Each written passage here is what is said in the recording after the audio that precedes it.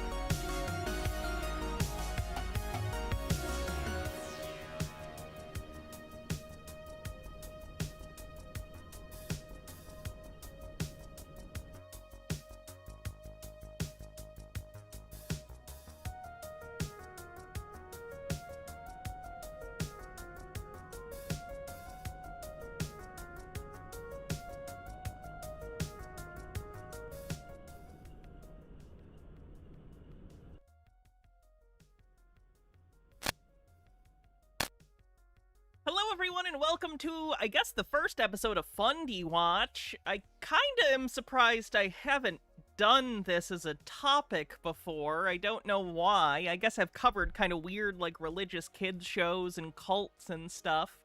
But I don't think I've ever actually done a segment regularly where I, like, cover religious fundamentalists specifically, which you think I would. Seems up my alley. So anyway, today we're going to be looking at the world of Paul and Morgan, two religious fundamentalists who have a very interesting domestic situation. And the husband, Paul, or Pickleball Paul as he's been dubbed by the internet, is obsessed with going pro in pickleball. Now, if you're not sure what pickleball is, basically, it's tiny tennis. Not quite ping pong, it's not table tennis, but it's smaller than normal tennis. Usually, especially during, like, COVID and stuff, it got really popular amongst, like, the retiree community, because it's, like, a physical activity you can do, but it's not, like, quite as taxing as tennis, you know? If you have mobility issues or joint problems, you know, you can move around a little, but it's not too taxing. Now, I do want to point out, professional pickleball is a thing. This is it. I actually pulled up a clip of it just so you can see it. So pro pickleball is an actual thing. It's not a very big thing. And I would like to point out the biggest problem with Paul's entire scheme is that even if you go pro at pickleball, which some people are professional pickleball players, it's not typically their main job. He intends to do this as a career. He is not, like, doing a real job so he can train every day to become a pro pickleball player. Meanwhile, his sick wife, who may have just gotten a diagnosis of vascular EDS, which is very serious if you don't know, is left home alone all day to take care of their multiple children. So, it's a lot. It's a lot. And I do want to point out, so for actual pro pickleball players, many of them are former tennis pros, or people who maybe didn't quite make it to the pros. But basically, these are like actual athletes, you know? I'm not going to shit on pickleball as a whole. It's certainly not my thing. But, like, I don't care, you know? I'm not a sports person. Clearly, the people that are good at this have spent a lot of time doing it. They're athletes. Whatever.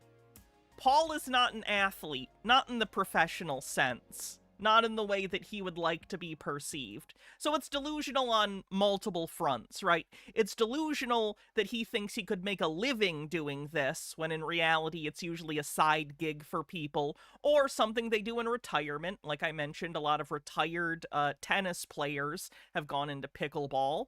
Kind of like how the PGA has a senior tournament that's separate than the normal PGA tournament. Pickleball's a little bit like that.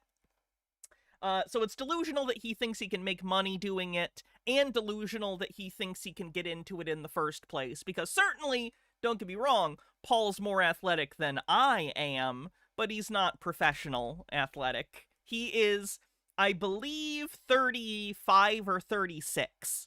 Too old to just be getting into professional sports. 35, 36 is when many professional athletes are winding down their sports careers, not spinning them up. Gitara with 44 months says, had a terrifying morning. My cat got stuck in a furnace return for a few hours. Oh my god! No! We ended up having to pry the furnace open, which we can't close now because we broke the rusted screws to get him out. We have no idea how he possibly got in there. Yes, he is orange. Of course he's orange. That story demands he be orange. I'm glad you were able to get him out, though. That's very scary. And Fenikagami with 44 months says, 44? Amazing! An important thing to note, pickleball was something Morgan picked up to pull out of postpartum depression. Then, interestingly, Paul got really competitively into it. Yes, that is fair to point out. Many of you are also in the Fundie Snark community, or you're familiar with Fundie Fridays, who has also covered this. So if anyone has any points about this that I'm missing, feel free to chime in, you know? Participation is encouraged. Steve of the Q says, so Paul's perfidious plan is to play pickleball professionally in spite of his partner's personal pathology. Indeed. Very alliterative and fun to read. Skifazoa says, train. Also, what's a Fundie watch? We're gonna watch Fundamentalists, goddammit. Freyline says, I don't know about pro pickleball, but I think it's always in doubles, often mixed doubles. When you're playing doubles tennis at a professional level, you're spending more time with your doubles partner than you are with your spouse, by a lot. It requires a lot of trust, communication, and a strong relationship. I assume it's the same for pickleball, and Paul's very bad at that. We'll see in some clips. Sorry, I'll get to that sub and that tip in a second. Ooh, a treasure train. We're on the last couple days of the month, so if you want to support the stream, consider subscribing or gifting subs. It is September. They started it a little early, so new subs or gift subs over 5 get a discount. Sorry for my self-promotion. Yeah, Paul's not very good with communication, and he hogs the court. Puka, thanks for 57 months. Let me see if I got your nerdy sub. Boop, boop, boop, boop, boop, boop, boop. Where was that? There it was. Journey says, officially the weirdest announcement I've heard for a while. Not sure now how Hannah will feel. We're getting Star Trek Voyager game where you control their journey home. I actually thought it was a joke ripoff at first. That sounds interesting. I like Star Trek games, generally, so that's nice. Altered Undying, thanks for gifting a sub. Sweet Lily Love with 100 bits says, treasure train, Hannah's the real treasure. Thank you for the flattery. Magos Informaticus, thanks for 18 months. This sub baby's name is going to be Pickle Ball. Wabajack, thanks for gifting 5 tier 1 subs. Mr. Blast, thank you for gifting 5 tier 1 subs, and that catches us up. Let me find that tip real quick that I missed, and then we can get into it. It's in here somewhere. Viz says, no idea what pickleball is, so here's $3. Thank you. And Just a Peach says, yeah, time to make fun of Paul, the ball sack. It rhymed, I'll allow it. What else? Steve of the Q, thanks for gifting 5 tier 1 subs. Thank you very, very much. I really appreciate it, especially considering I had to get that surgery this month, so thank you for helping us get close to the sub goal. Much, much appreciated. And if you're on YouTube, do me a favor, like the stream. Alright, I'll stop doing all my housekeeping and we can jump into it. And take a look at some of the vlogs, because they are fundamentalist vloggers. Of course they are. This is speculative on my part, by the way. But Paul always struck me as someone who would be really into John Doyle or Nick Fuentes behind the scenes. Just putting it out there. Stone Corbell, thank you so much for gifting 5 tier 1 subs and getting us over a level 5. Alright guys, alright, so the vlog took a pause. Just being real with you guys, Greyline, thanks for gifting 5 tier 1 subs. Wow, okay, so it is September, and now on top of that with the treasure train, I don't know if they stack, but I think we might be getting double discounts on stuff. And Jesse gifts 10 memberships on YouTube. Wow, thank you. Tomorrow we are doing the YouTube member and patron-only live stream, by the way. So if you want to be a part of that, become a YouTube member. we're still kind of in the midst of it, but we're getting it figured out. Like, I can tell we're on the up and ups, even though it still doesn't feel amazing. The looks that she gives him are just incredible. You can tell that on some level she recognizes that he's not a very good partner, in my opinion. But she just has to deal with it, unfortunately, because that's her religious belief. Alright guys, it's morning in the Olligus household. Oh. We got Yes, Morgan is his wife, yes. little man and Morgan. What did we do? Good morning, by the way, and good morning, baby Judah.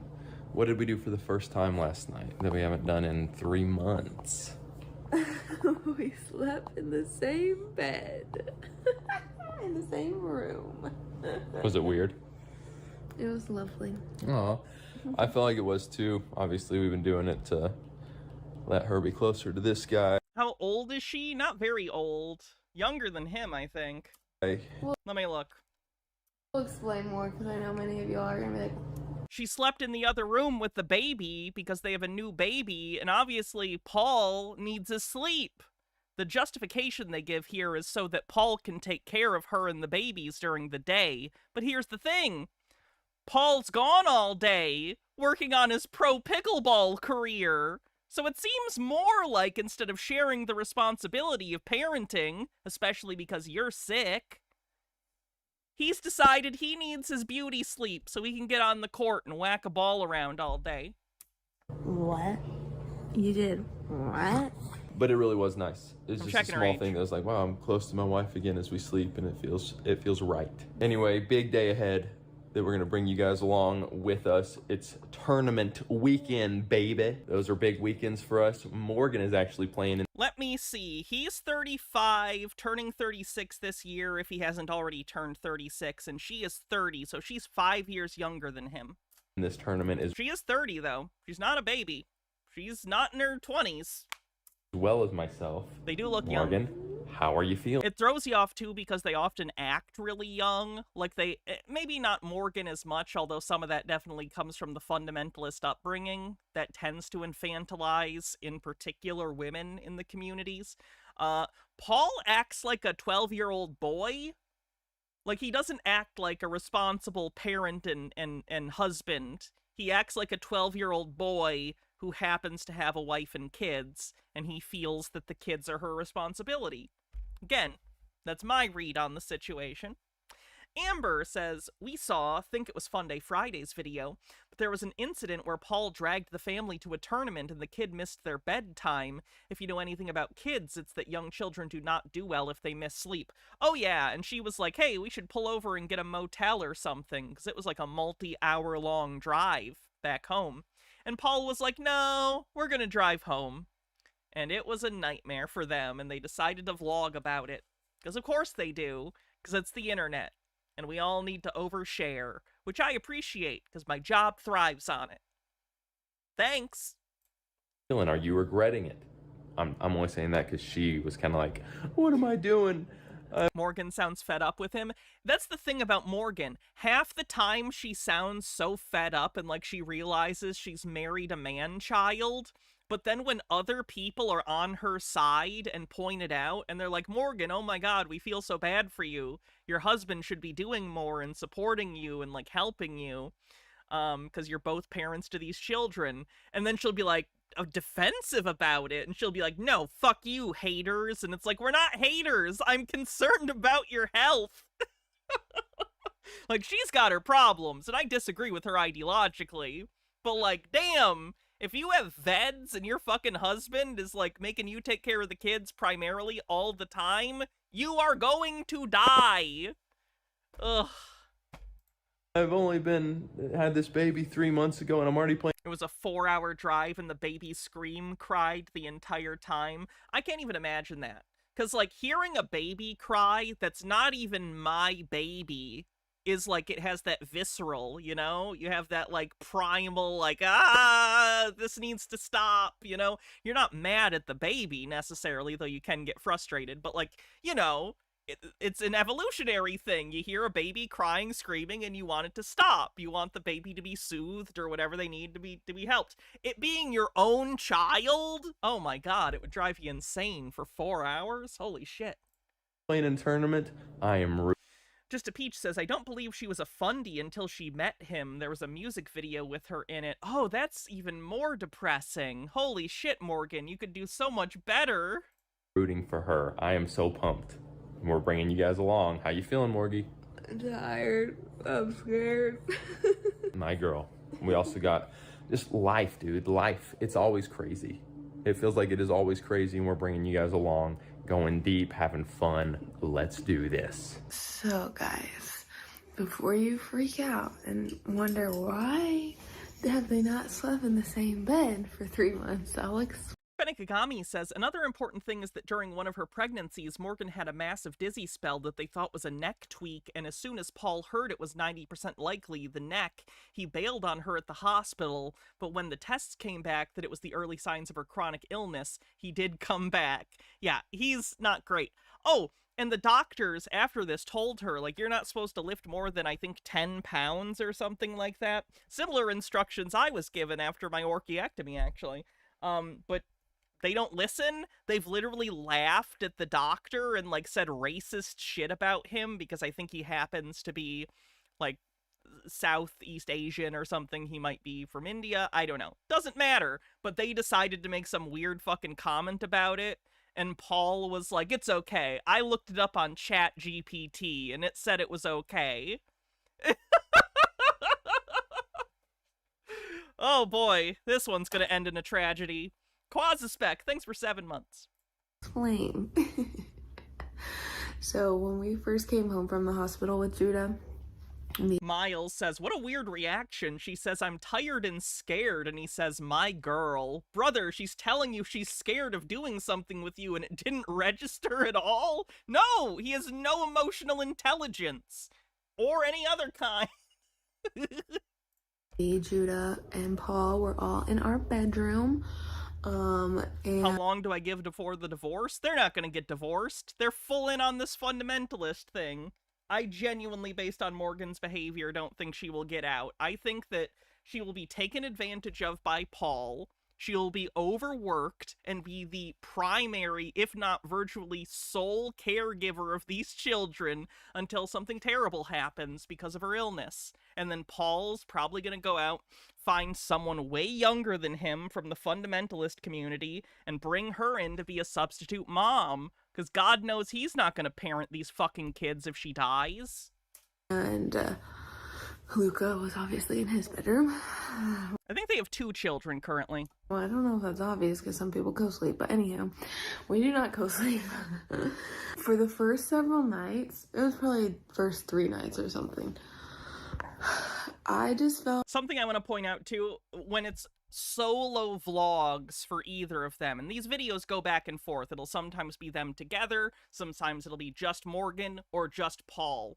When it's Morgan solo vlogging, it's all about her struggle and how hard everything is and how tired she is and how she feels alone. And then it'll flip over to Paul and he'll be like getting a fucking milkshake at McDonald's and being like, I'm really hitting the pickleball courts today, brother.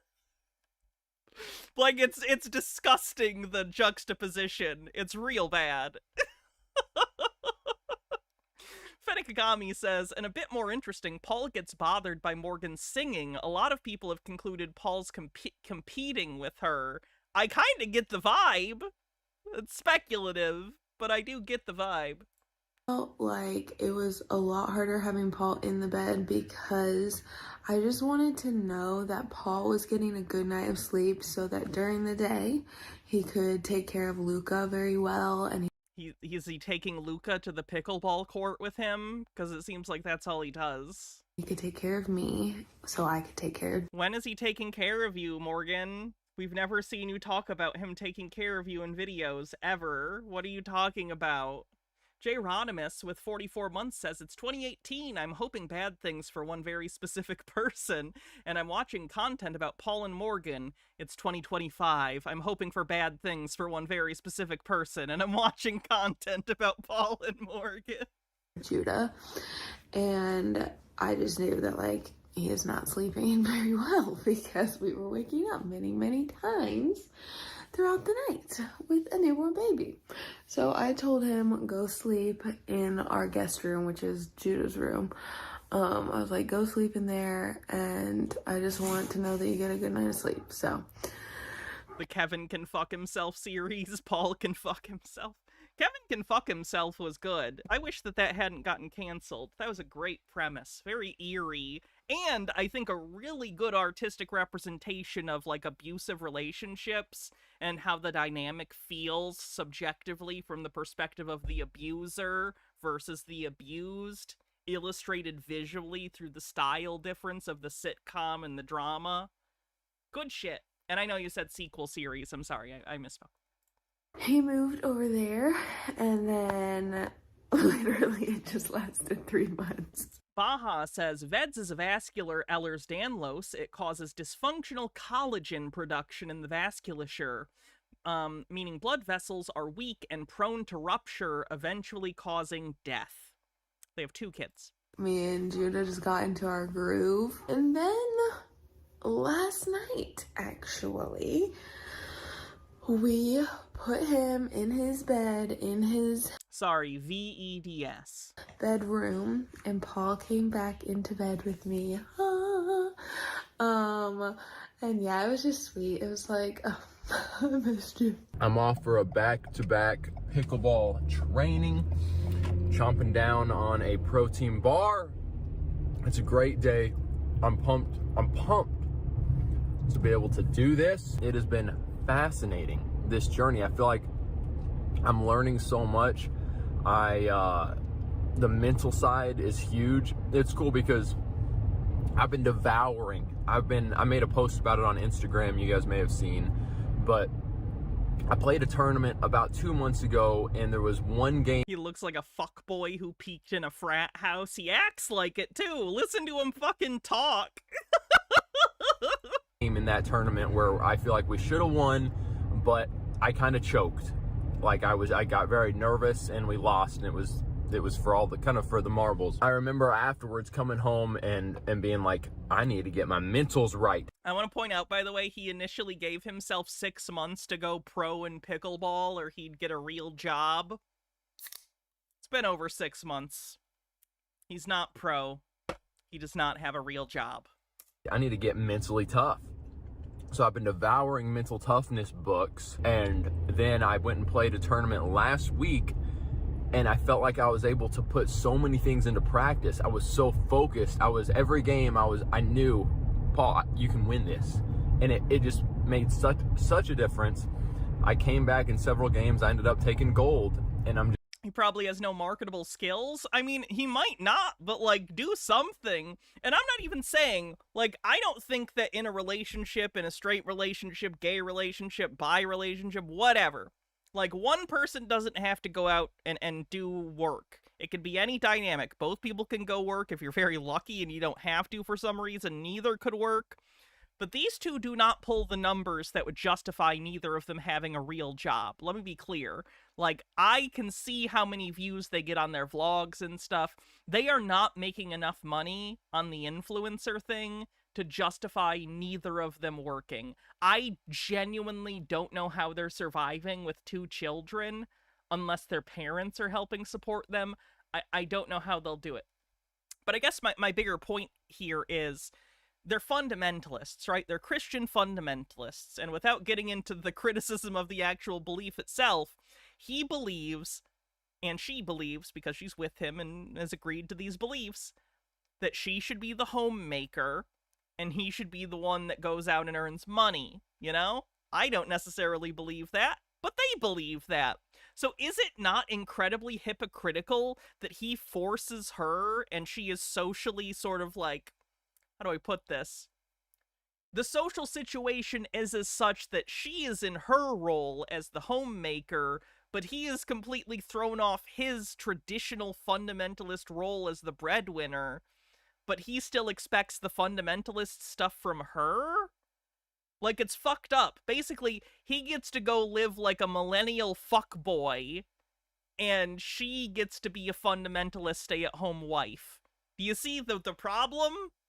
It's like he's LARPing as a fundamentalist so he can get a wife that stays home and does all the household stuff for him, so he can go out and do whatever the fuck he wants and have no responsibilities. Just seems fucked up. Just seems incredibly fucked up. I'm just so convinced that, like, you gotta be mentally strong. You gotta exercise mentally. You gotta work mentally. And oh, and of course he spends his time talking vacuously about, like, the will to win. Like, his training is tantamount to watching the Mighty Ducks. $3 tip from Green Guy, who says, I bought a waffle maker that makes 4 little bite-sized cartoon characters to munch on for my wife, so I made myself some and ate them beside her. Then they go swimming in a syrup kiddie pool before I devour them. See, there's relationship goals. Don't be like Paul. Go and make breakfast with the person you love. it's not all just coming out here and physically training. Okay, so here's the part where we can judge Paul's athletic ability, or lack thereof. Yeah.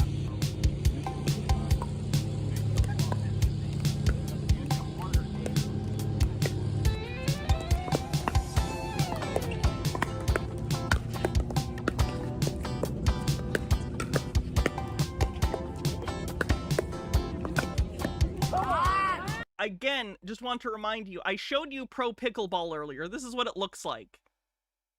I don't think Paul is capable of doing professional pickleball. Like, he's worse than them in every way. Like, look at how fast they get, too. They'll volley for a bit, but once they actually get up to speed, they'll go quick like professional tennis. So I don't know how Paul thinks he can actually do this when they actually get a good shot in and they go for it. It goes quick. And I've never seen him be capable of going as quick as they are when they actually do a thing.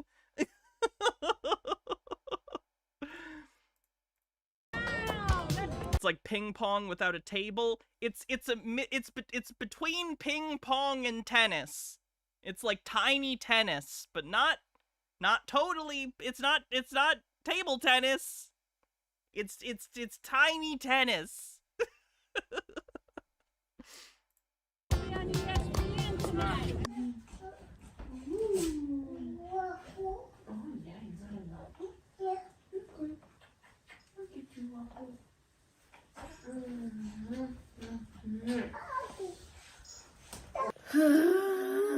Hey, remember how she's not supposed to pick up her kids? Okay, well, guys, it's been an interesting morning. I just really don't like it when my kids don't sleep, you know? Last night, as exciting as it was that Judah didn't need a bottle, you know, we were still up a lot, patting his butt. And so I'm exhausted. And then this morning, he just doesn't want to take his morning nap, which is usually his best nap of the day. I mean, honestly, he does a pretty good job taking naps throughout the entire day, but like morning nap, I can almost always guarantee like it's gonna be great, strong 2-hour nap. That has not been the case as of right now. He keeps waking up every couple of seconds. Anywho, did my makeup, and now I need to pack because we're going to, where are we going, Bubs? Whose house are we going to? I'm glad I'm not a parent, because the idea of having to juggle putting on my makeup while having to take care of 2 small children drives me insane. And then the idea on top of that of having a husband who doesn't help me, not great. Not great. Later. Whose house? Yeah. It's my mom's. Who's editing the videos? Like, is it one of them? They see the other I was acting and feeling. I actually don't know which one of them edits these together, so I couldn't tell you.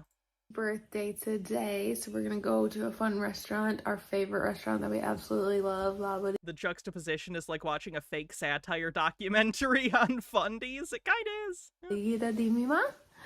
If you're ever in Louisville, go there. It's and then we're going bowling, and then tomorrow and the next day are the pickleball tournaments. So, and they're in Louisville. Well, it's actually right across the river in Indiana. So we need to pack. We need to pack, bubs. All right, guys, just finished up both drilling sessions, and Paul feels like a person, like a character actor playing Paul. Am I crazy?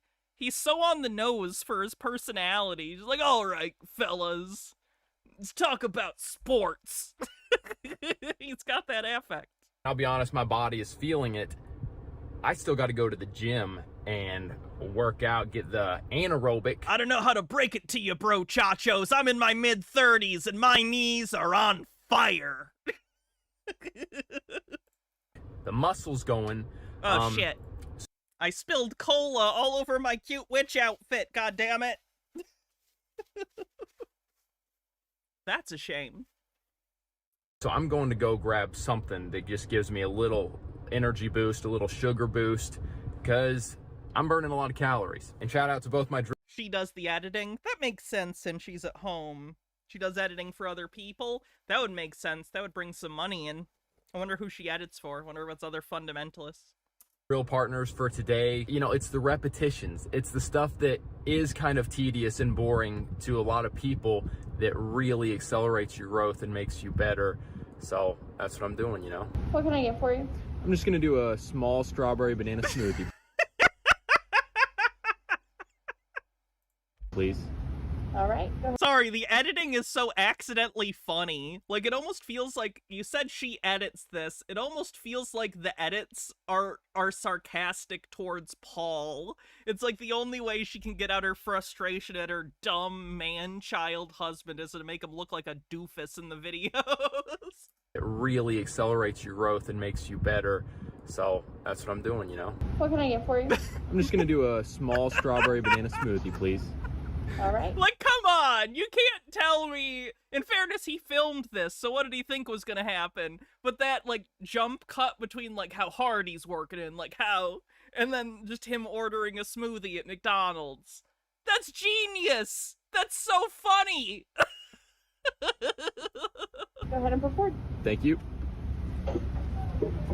Pulling out of the McDonald's parking lot, I thought I saw a lady in her underwear. I'm just reporting what I'm seeing, guys. Oh, he's one of these fundamentalist dudes that will leer at women, but he'll justify it to himself through the lens of judgment. So it's like, oh, I'm not leering at this woman in short shorts. I'm using holy biblical judgment to shame her, and I better look a little longer just to make sure my shaming is accurate. You know what I mean? He's one of these fucking bros. Hate these nasty fucks. It's so disgusting.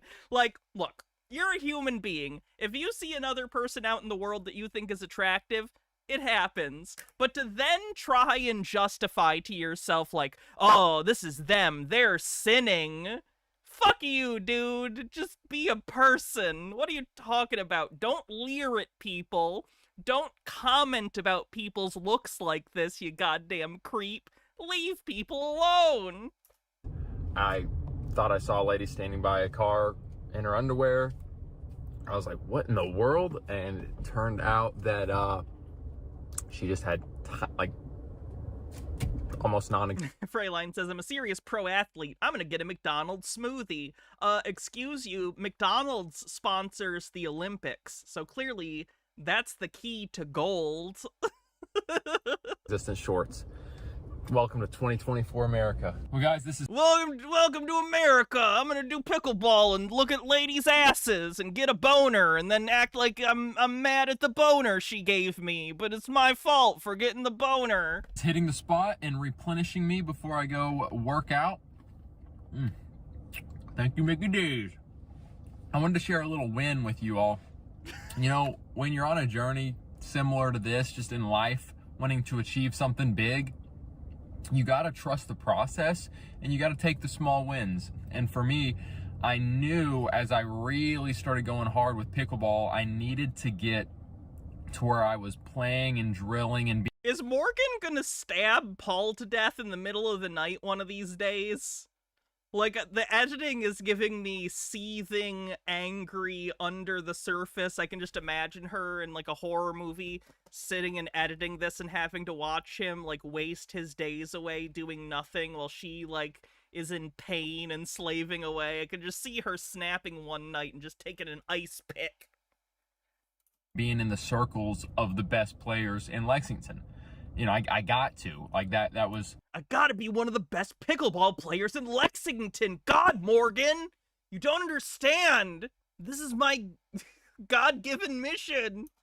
something that I was telling Morgan, like, Morgan, I gotta break into this group. Hey, Recently, I got the text, or got the DM from a guy that's one of the best in Lexington, invited me to come play. And since then, I've gotten invited back a few times. And it may sound like something small, something kind of goofy, but for me, it really was that next step. And you gotta celebrate. You gotta celebrate the small wins. I was just celebrating with Morgan, like, I've been grinding, and now the next door has opened. Praise the Lord. Celebrating the small wins on this journey of achieving something big.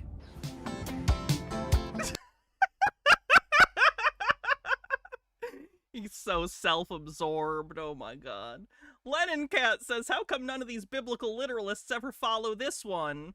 And if your eye causes you to stumble, gouge it out and throw it away. It's better for you to enter life with one eye than to have two eyes and be thrown into the fire of hell. See, that would make him feel bad, like he's done something wrong, and Paul never does anything wrong. He's Jesus' special little boy.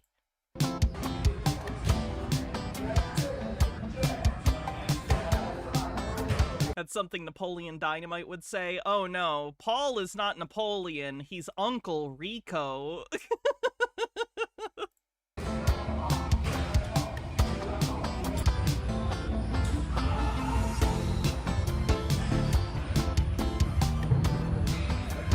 This is also... how do I get into this tactfully? Paul's father is a cunt. Paul's dad is even worse than him in a lot of ways, and I think his dad has instilled a lot of disordered eating stuff into Paul, which I understand. I have disordered eating. I have a problem with binge eating sometimes.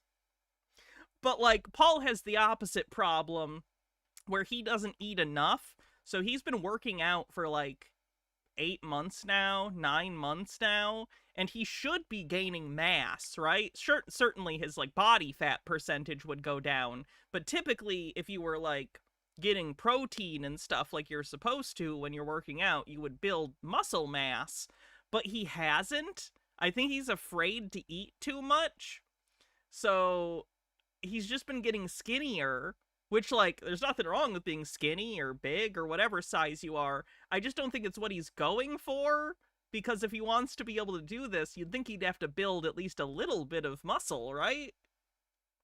Maybe get some protein powder, I don't know. Jitara says, can we see some of his wife's videos for comparison? They're mixed in here.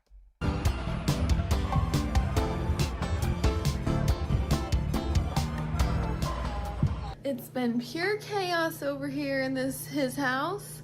In his house? Oh, God! Oh, no! It's been pure chaos over here in his house. In his house? Ah!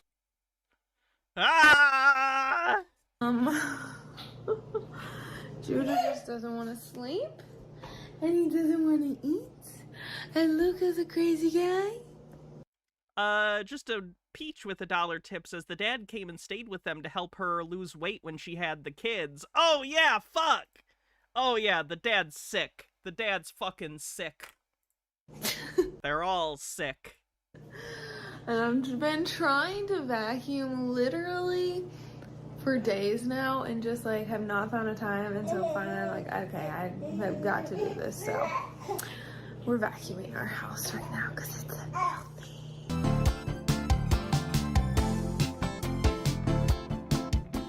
All right, you guys, real life, this would be an easy time not to film because there is some frustration that is in the air. But if we're gonna vlog, we gotta try to bring you in. So imagine you're married to Paul and you're having a fight. Probably justifiably because he's a douchebag. And he goes, hold on, babe, we gotta fire up the phone. We gotta film our fight.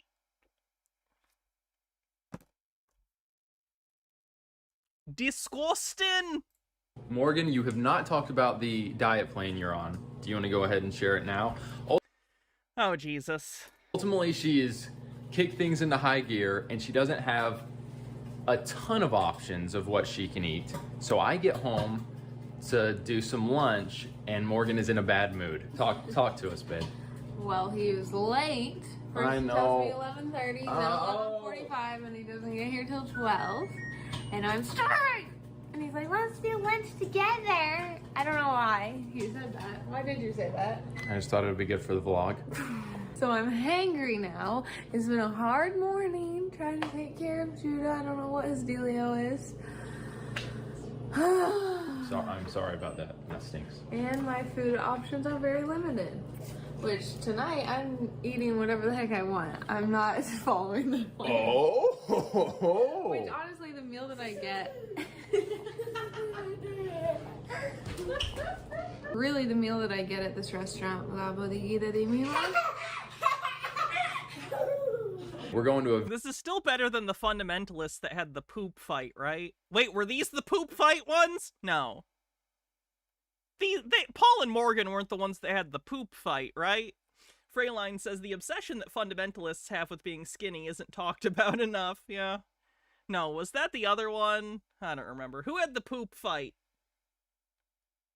A very special... It's like a food fight, but it's not food. Well, it was food. It's like a past tense food fight.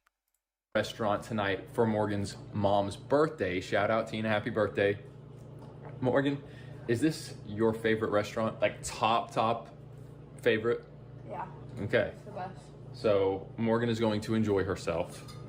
But as for right now, it's tricky. I'm getting a virgin strawberry mojito. Yes. But anyway, dude, Luca's just coming alive. No, I think it was the fundamentalist that is married to like a black guy, and she lightens all the kids' skin in Photoshop when they take pictures. Whatever her name is. She had a miscarriage a while back and decided not to get a D&C because God. Over here. Morgan, is there anything that I can do to help you have a more satisfying Carissa! Thank you. I think Carissa had the poop fight. lunch? Let me eat. I'll see you guys later. So not saying I'm a hero, guys, but I was able to track down for Morgan some healthy sweet potato tots. I'm sorry, are you implying that I wouldn't brag about getting my wife tater tots. That's just a thing you do. Like, I got you tater tots. You don't brag to people about it. And they're It's just a thing you do for your spouse. about to go in the microwave, providing Morgan with a side to her chicken. In the microwave. Oven. How does this make you feel, babe? Good. All right, guys, so I just put both of the kids down. Cold watermelon. Not just watermelon, but cold watermelon. A good cold watermelon. Comment below, you guys. I'm being totally sincere. I don't think there's any fruit that can compete with cold watermelon. Comment below what you guys think is the best fruit. Grapes.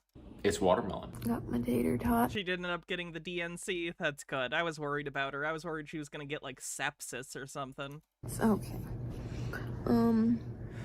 I was supposed to go to the gym, and I still am going to, but I am so tired.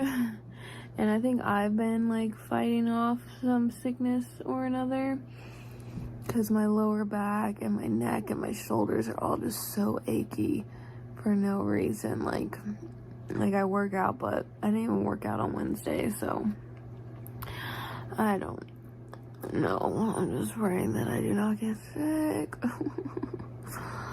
Oh my goodness, everyone's getting sick, dude. It's ridiculous. Anywho, I'm gonna take a little nappy poo and then go to the gym. All right, guys, you can see that the hair has been fixed.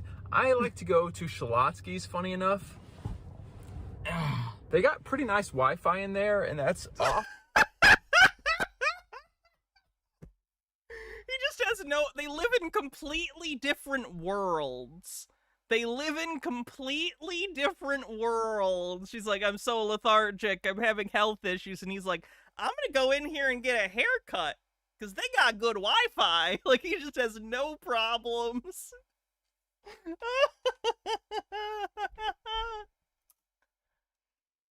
Oftentimes where I'll come, I do social media work for a local small business, so today I'll be editing and posting some content I understand, Amber Pretzels. I hope you have a great rest of your day. For them, and then I'm gonna do my devotions. But honestly, it is go, go, go time. I wish that the afternoon was like a little slower and more mellow. It's not.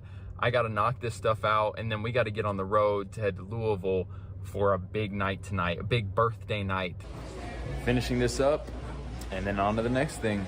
Alright, took a little nappy-ish. I think I fell Morgan got to leave the house. That's nice. asleep kind of for a little bit, so that's good. I'm still not feeling incredible, so that's a bummer.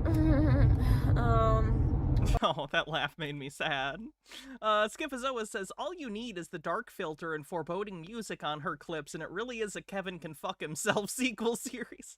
Jay's a proxy with a 270 stream streak says, 6:30 to go. Hope you're feeling better every day. Has she said if she's been back to the hospital since the last Paul and Morgan stream? She has not said. I don't know her current situation. And I am feeling better. Still not feeling incredible, so that's a bummer. That laugh is just sad. But I am gonna go to the gym, and I think I'm just gonna like stretch, do a really long stretching session, and maybe some cardio to try and not die tomorrow playing pickleball for hours.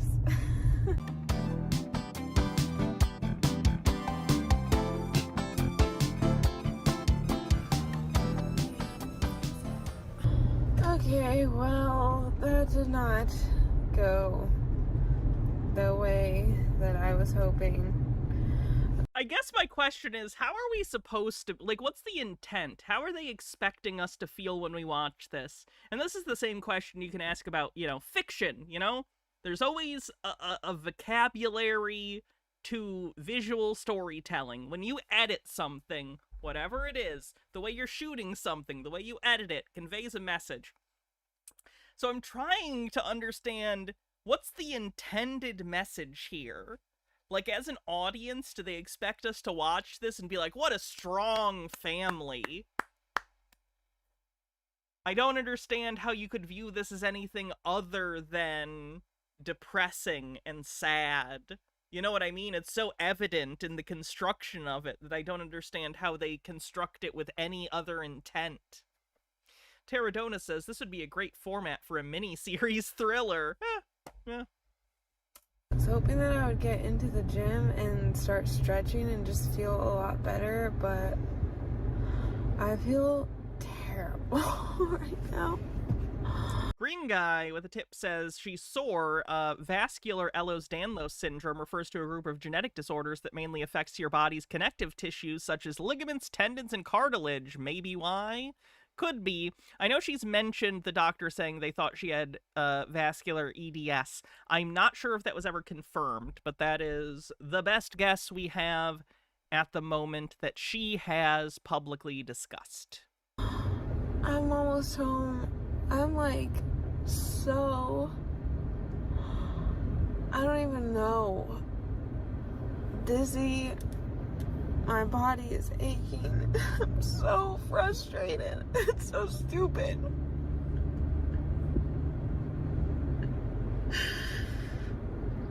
It's so stupid. Like, there's a bazillion things going on in this world that are just a million times worse than my body. No, you have every right to be upset, Morgan. You are a person. It's okay for you to be upset and to need help and to be in pain and to express those things and be heard by your partner who's supposed to be there to help you, to be your support system, to be the person that loves you. You don't have to apologize for needing help, especially from the person that's supposed to be there for you. Sheesh. Cthulhu Flower with 30 months says, Paul is lucky Morgan is indoctrinated. He would be so lost without her. She deserves someone who actually cares to help her. I agree. Body feeling achy and dizzy. And I'm very aware Did she grow up Fundie? I don't think so. of that. She was a later in life inductee. So, like, just That said, she may have been Christian. I don't know if she's as fundamentalist as he was raised. forgive me for my poor me mentality right now. What's the short story with the wallpaper? The yellow wallpaper? I'm getting yellow wallpaper vibes. Have been for the past 3 weeks taking care of 2 sick babies, trying to not get sick myself, also getting sick twice in those 3 weeks, and now this is starting to come on. Also having 3 periods within 5 weeks. My hormones are just wackadoo. And this is where you would do a comedy cut, smash cut to Paul doing some stupid bullshit. Sorry for being dramatic. I'm just like, can I just freaking feel okay for, like, can my kids and me just feel okay? Paul's been great and fine, which I'm Has he? thankful for. 'Cause I don't think he's been great or fine. I don't think he has. Where's the footage of that? would suck. But holy crap, it's so frustrating. And, like, I'm supposed to go and play in this pickleball tournament.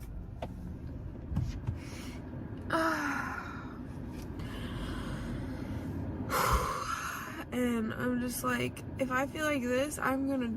Dr. Baha says vascular EDS usually doesn't affect collagen and ligaments and tendons. It's a different type of collagen that's affected.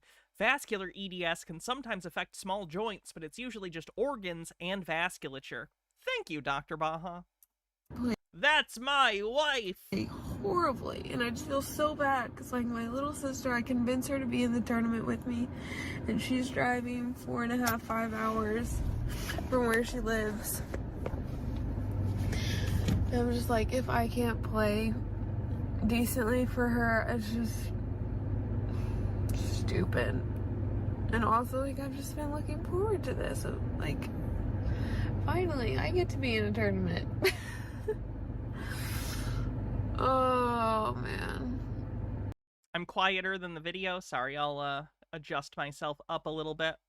And the video slightly down.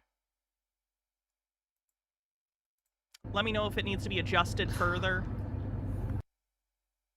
It says, from this moment until we started driving to Louisville, Morgan stopped vlogging. Paul was rushing to finish some stuff and also stopped vlogging. Paul was unaware that Morgan had such difficult afternoon or had been crying. Please keep that in mind while watching the next clip. You know, it's funny because, like, if my wife had a breakdown and was crying, I'd be the first to know about it because she would talk to me, maybe call me, and I'd support her. Little concerned that she didn't, like, you know, talk to you about the hard time she was having, like spouses tend to do with each other, because we lean on each other sometimes. That's, like, a human thing, is you have a partner that you like, support each other and help each other. What the fuck? Anyway, when we got on the road, we were rushed and stressed, all while taking care of the kids, and our communication suffered. And then there's a little, like, meh face, like meh, meh, meh, meh, meh.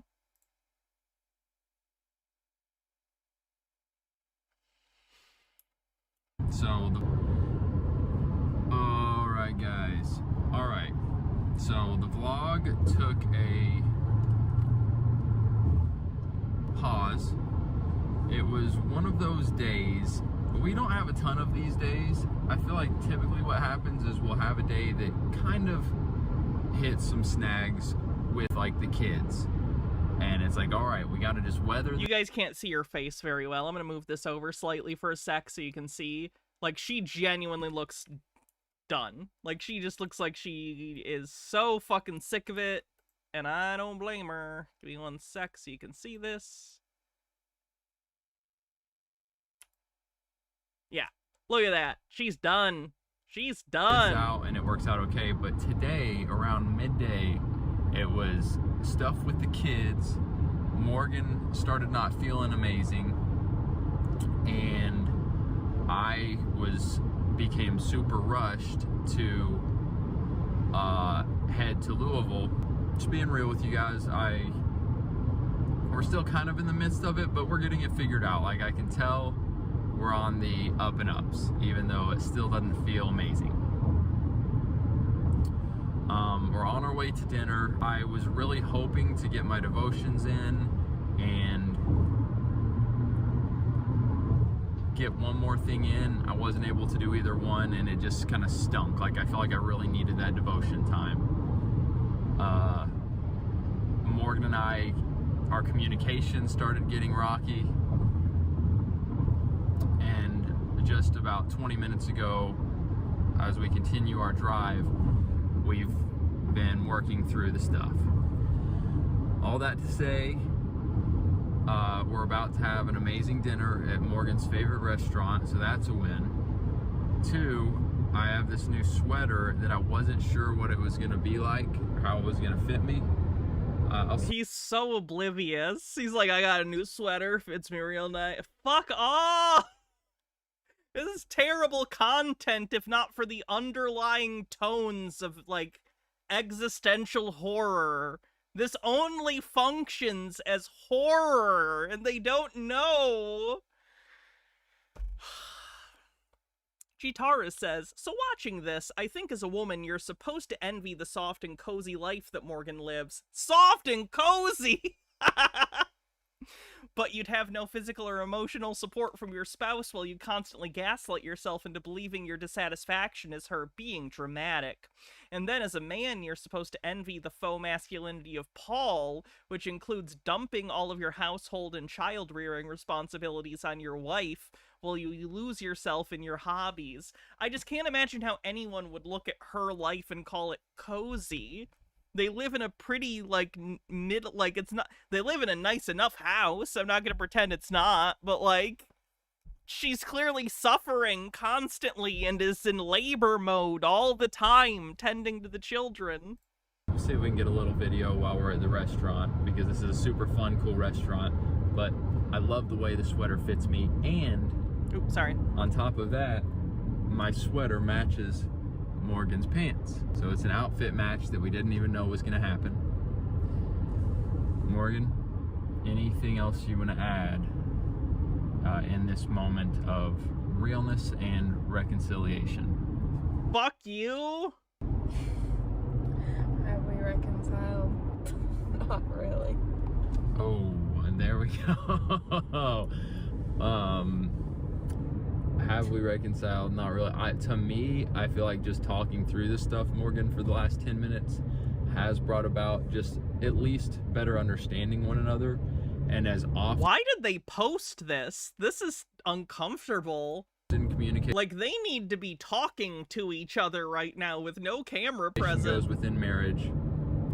You are thinking in one line of, like, tunnel vision. You have tunnel vision of, like, this is the situation, and then the other person shares, and it's like, okay, I at least, even if I... You know how I feel about Paul? I don't know if Paul knows how to be a human being. So instead, he frames himself mentally as like a motivational speaker in all contexts. So it's like he's never present, being the person doing the activity he's doing. It's almost like he's a fourth wall breaking character that's like stepping aside to do a monologue about the thing he's doing that he's not doing because instead he's monologuing. Does that make sense? I think that makes sense. It's like the weirdest, like, it's like he's divorced from the present of what he's doing and instead is like a commentator about the situation. Amber says, does he even view her as a human being with her own thoughts and feelings? We're not trying to be vulgar, but when we see these kinds of men, it always feels like they're neither sexually or romantically interested in, I assume that's supposed to be in women, in anything other than a deeply abusive, mechanistic kind of way. They see their women as fleshlights that satisfy their urges, and as props they use to perform the faux historical ideal of a nuclear family. No, I'd agree. That's how I view a lot of this stuff. I think they view them as basically people who take care of their household, their children, their progeny, that they view as something that is a possession to them, and they get to go do whatever the fuck they do. I disagree with them, and I'm still like, ugh. I at least see their line of thinking in it. Now, to be clear, I don't know if for Paul this extends only to women. I think it certainly is exacerbated for women. I think Paul strikes me as an incredibly narcissistic person in general, who doesn't consider other people. Like, I think he's very self-centered and does not easily view things from other people's perspectives. But I think it's almost certainly much worse for women, in particular his wife. Freyline says the weird way he pressures her to forgive him with an audience. He's using an audience and social pressure to try and make her stop being upset. Oh yeah, it's fucked up. Helps paint a bigger, fuller picture. So Morgan, I mean, I know we're gonna get through it. I know that there still is some frustration with the situation. With the situation. He has no agency here, by the way. It's just the situation. But I'm willing and hopeful that we can go in here and have a great night and things just continue to... He's willing. Why aren't you, Morgan? Is the underlying, like, tone of that statement. I'm willing to do this. Ungrateful bitch wife. That's the vibe I get. I know. That's reading into it a lot. That's the vibe I get. And themselves. There hasn't been anything that's been so big that I'm like, oh, the night is... it's just gonna be so rough. Like, we're gonna be fine. I think we're on the ups and ups. We're gonna park and head into the restaurant. Pray for us. I just wanted to document Morgan is laughing. Why does the restaurant look like a bathroom at a truck stop? It's a parking garage, I know. Laughing, that's a very good sign moving forward with the evening.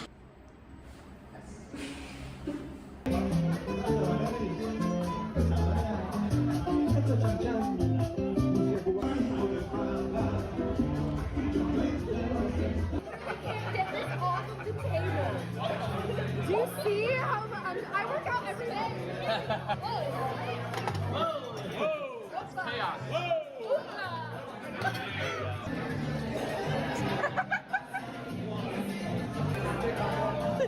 Birthday girl! She's looking younger and younger! What is your secret to looking so young? Exercise! Exercise!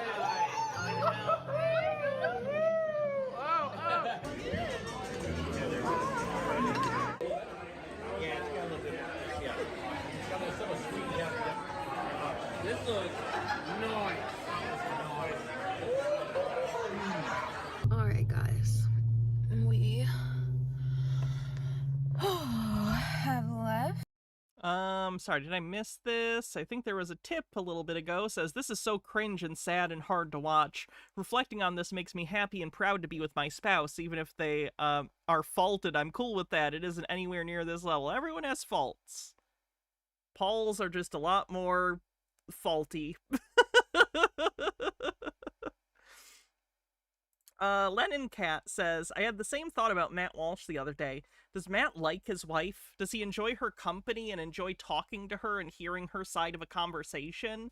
I hate Ben Shapiro, but I can tell that Ben, by the way he speaks about her, he actually enjoys talking to his wife and cares what she thinks about things. Yeah, I don't know. Well, fundamentalists and their whole relationship dynamic seems like a nightmare to me. It really seems entirely utilitarian. It's bizarre and sad. La bodega de mi we were supposed to go bowling afterwards. As soon as we sat down at the restaurant. Are they allowed to drink? Are they allowed to drink? Because it sounds like she maybe had a drink, which it's a celebration. People are gonna have drinks. I'm surprised, I guess. Just a Peach says, there are multiple videos of him forcing her to apologize for having had sex with someone else before him. Ew. Started just shaking with chills. I was freezing. I still can't feel my fingertips on my right hand. I don't know if she's nursing. I was just shaking the whole time. It's like... Further, I don't know if she's drunk. She just sounds a little off. She could just be exhausted, but... The Advil that I said she was going to have a virgin strawberry mojito. Okay, so not alcohol, just tired. Took earlier just like wore off and came... pain. Just pain. It's like the Advil that I took earlier just like wore off and it just came in full force ahead, full steam ahead. Unless they accidentally didn't give her a virgin mojito and gave her a normal one. Oh my goodness, I'm like still shivering. I have goosebumps. Paul gave me his shirt. Oh yeah, that's the sweater. It's not really helping. I mean, it's helping a little for sure, but I'm so cold. So tonight I'm taking a sleep aid and I'm not gonna wake up with Jude at all. Paul's gonna wake up with him. Can you tell my eyelids feel like 1,000,000 pounds? I'm sorry. Oh my goodness. We'll see how tomorrow goes. Gonna have to figure that out. Paul just got gas and got me a drink with electrolytes, and I'm gonna put one of those vitamin D tablets. Chitara says, woo, look how quirky and fun they are as a group. Woo, don't you just want to join our Fundie church? Woohoo, marry a man-child like Paul and never get a good night's sleep ever again. In there before I go to bed.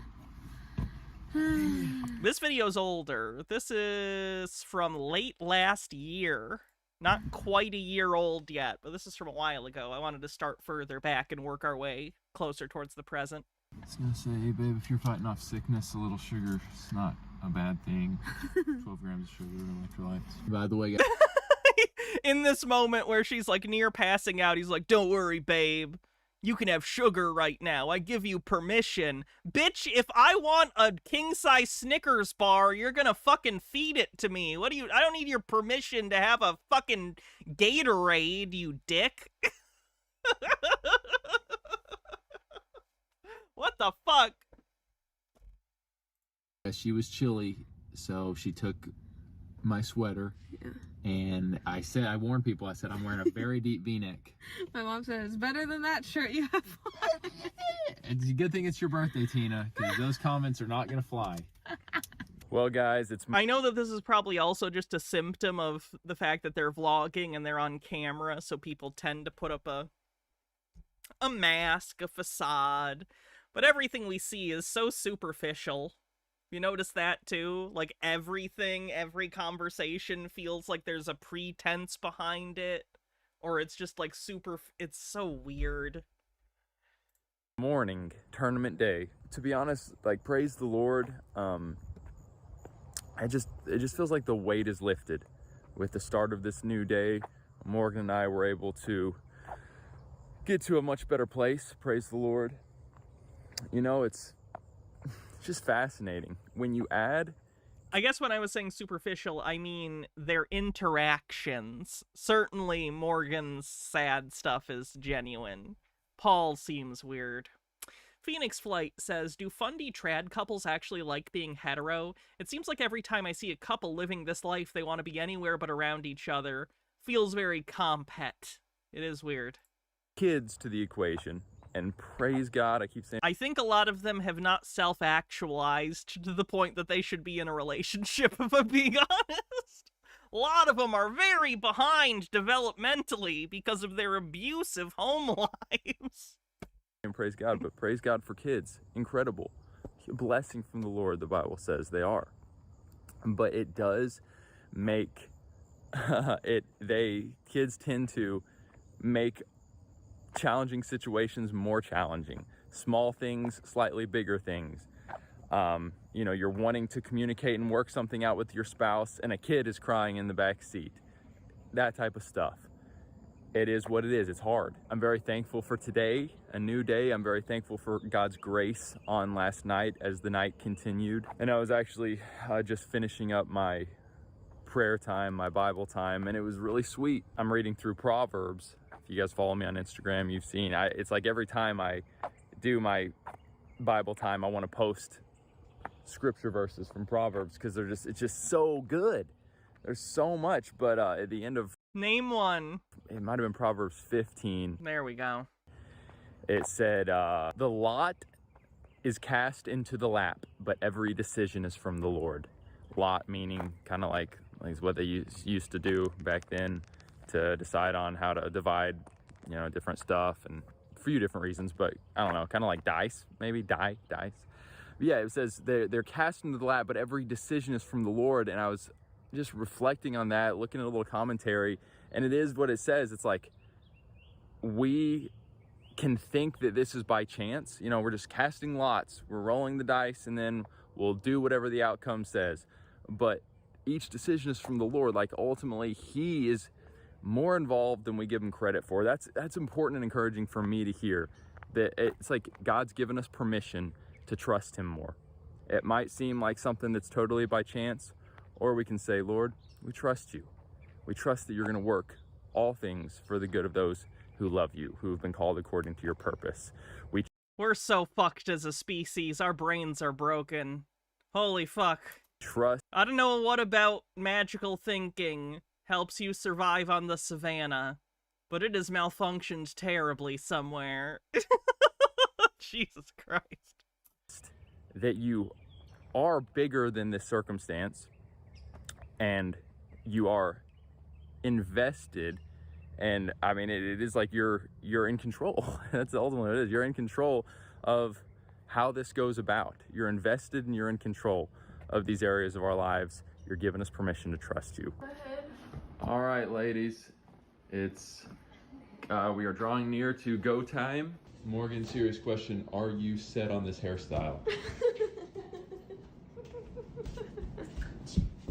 All right, guys, so good start for Team Paul, Kyle. Hey, right here, baby. Let's go. We are grinding. We're grinding. We're playing very well. We're 4-0 going into the, what do they call it? Second round? The elimination round, I guess you'd call it. Yeah. Kyle, we're playing pretty stinking good. We're playing good. We started off a little slow. But we just locked in, dude. We have not given any team any chance for momentum.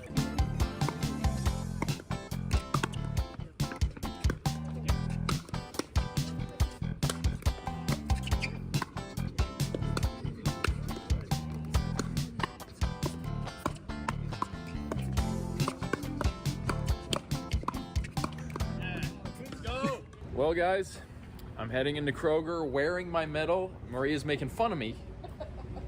He's so good. You're so good, Paul. Show everyone at Kroger your medal for playing pickleball. It's the kind of thing you do when you're like 12 and you just like won a sporting event or something and you're like, I'm gonna wear it inside the store because on some level you want people to see, you know what I mean? But like, that's embarrassing as an adult. Don't do that. You're an adult. That's embarrassing. Stop it. Saying, oh, Paul, when I pull off, Wow, that's what a nice little medal. saying, oh, Paul, I'm trying to read what it says. Something pickleball cup. He didn't win the cup. Was that a participation? I'm look. What place did he get? Because it says cup. He clearly didn't win the cup. It's a medal, not a cup. So what did you get? When I pull off the gold medal, I wear it out for a while, guys. Is it gold? It was epic. All right, it was epic. By the way, Morgan is playing tomorrow with her dad, so I'll be documenting some of that. But yeah, epic day. We were playing the gold medal match. We fought hard to get there. We go up on them early. We're feeling good. A few things happen, and suddenly they are beating us 10-9. So all they needed was one more point. What happens? Mental, baby. We dig deep. We focus. We come back and beat them. Gold medal, baby. What a day. You see what I mean by the fact that he acts like a 12-year-old who never matured beyond that? Like his affect and how he thinks about everything is just very obtuse and blunt and stupid. Like, I don't know how else to... Yeah. 1, 2, 3. The former champs from yesterday are here to support. It's about Mama today. Yes. Mama. Slap it on me, baby. It's They- about Mama today. Kyle, Mama. they said they were going to put you on the newspaper. Yeah. So What's worse, a pickleball medal or a Sonichu medal? I will say I don't think that pickleball medal has ever been up anyone's ass. The Sonichu medal, different story.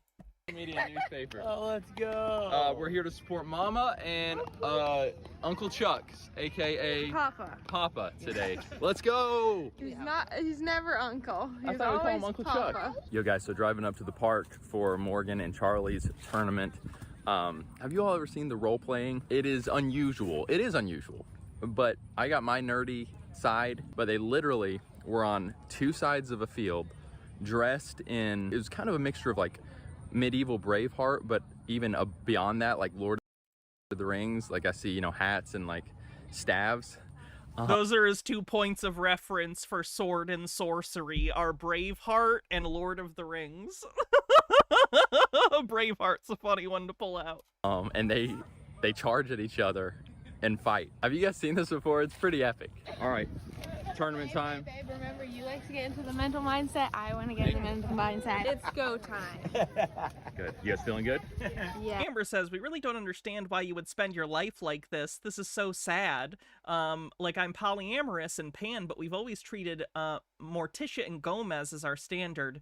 Maybe we're just an idealist, but we really think everyone deserves a person or people who will give them that kind of ardent devotion, almost fawning love. The kind of love where their happiness is at least important as yours, if not more. We're so sad some people have been convinced otherwise, yeah. It's a good goal couple, too. Good. Especially the Raul Julia version. Love you all. All right, so Morgan and Charlie won their first game. They came out looking really nice. They're up in their second game. And I was just talking to Kyle. I told them before the game, I said, if you guys play right, there they are. I said, if you guys play right, I fully believe you all can medal. Even though there's 10, oh, they just won it. Woohoo! 2-0, baby! I said, I believe you guys can medal. And they're looking good so far. Woo!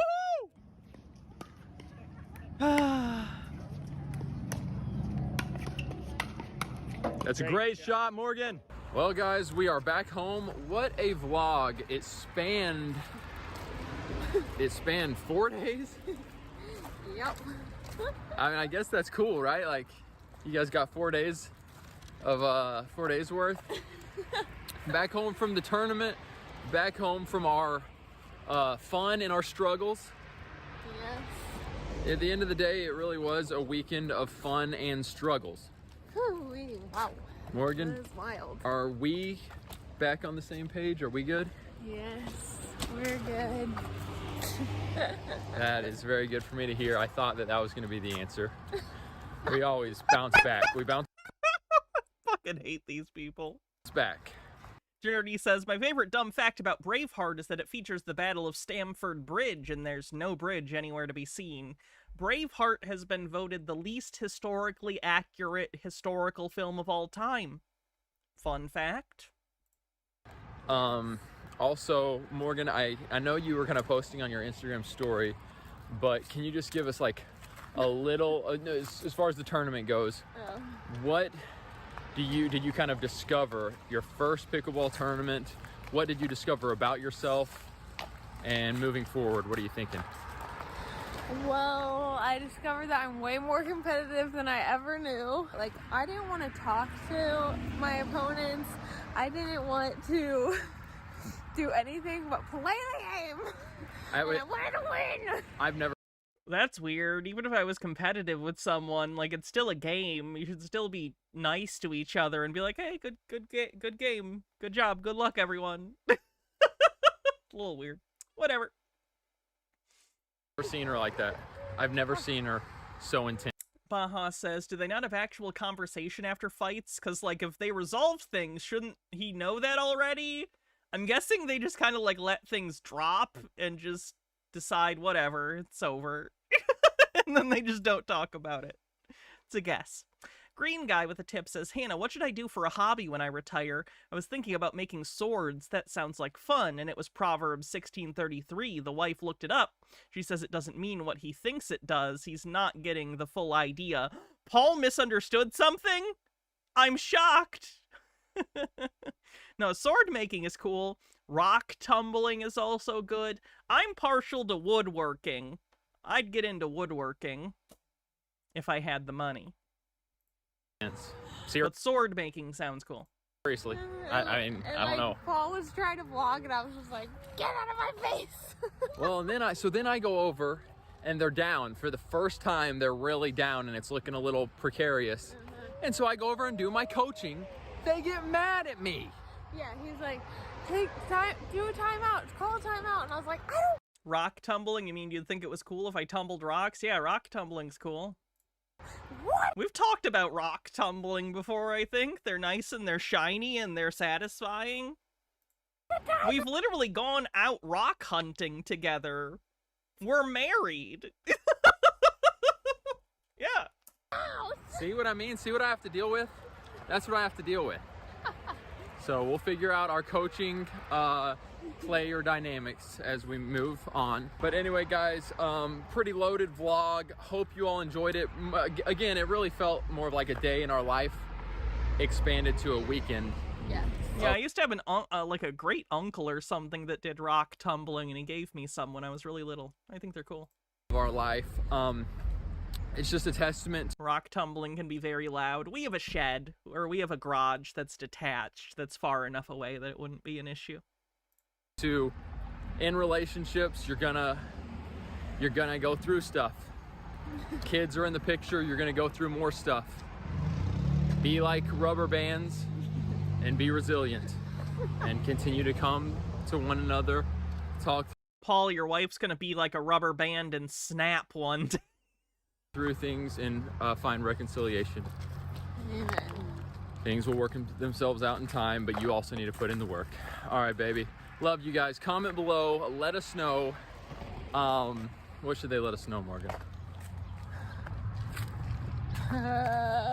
Morgan's never been amazing at being put on the spot. For comment below. Green Guy says, I'm thinking you're taking a big rock to the top of a hill and tumbling it down, throwing it. No, you get like a rock tumbler, and it takes rocks that you find in it. You put like, I don't know if it's sand or if it's like some other material that's like sand. It's abrasive, and it turns them for hours and hours or days or however long, depending on how hard the rock is. And it sort of simulates a long period of erosion, and you get like a nice, shiny, smooth rock.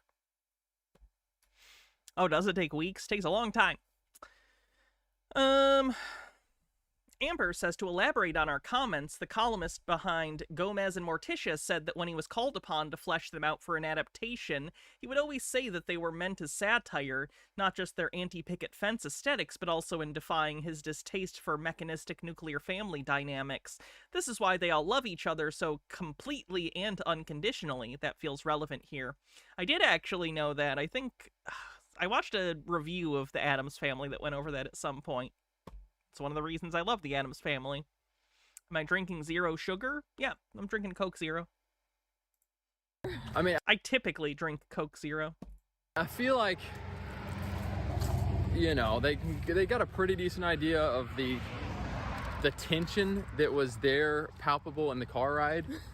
Did you guys get uncomfortable? You can say it. We'll know if you're a hater. joke's on you. I've been uncomfortable this whole time. Rolls, because they just, we're gonna just delete them. We're just gonna delete them. We're done with y'all. But- Being blocked and deleted. But those who actually care about us, was the car ride scene, did it make you feel uncomfortable? You can be honest. We bounce back, we're rubber bands. All right, guys, love you all. Until our next vlog, shout out to the tournament and more tournaments to come and just more family fun and realness to come. Love you guys. Where was the family fun? Have hope. Be free. Mwah. All right, guys, the vlog was over, but we were taking a family, Luca underneath, a family walk to the gas station. Luca, we're checking out, getting our ice and waters, and I tell the lady, my 2-year-old son walked in and said, "This place is awesome." She chuckled, she thought that was great, so she handed Luca a free chocolate bar. Luca, is that yummy?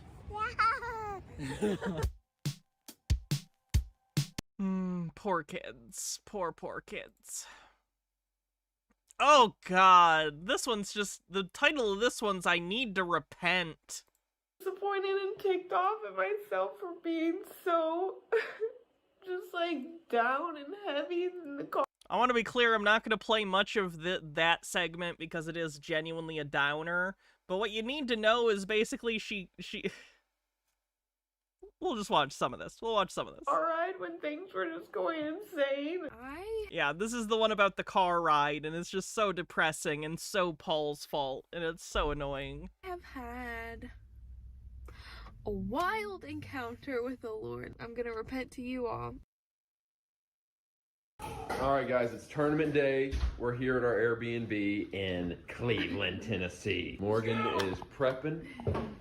Morgan, what time? When are you going on? How are you feeling? She's warming up with makeup. How are you feeling? I feel just fine, actually. I'm just looking at it as I'm just about to go play with a bunch of girls and have a good time. Kyle, how are you feeling? Feel good, man. Feel great.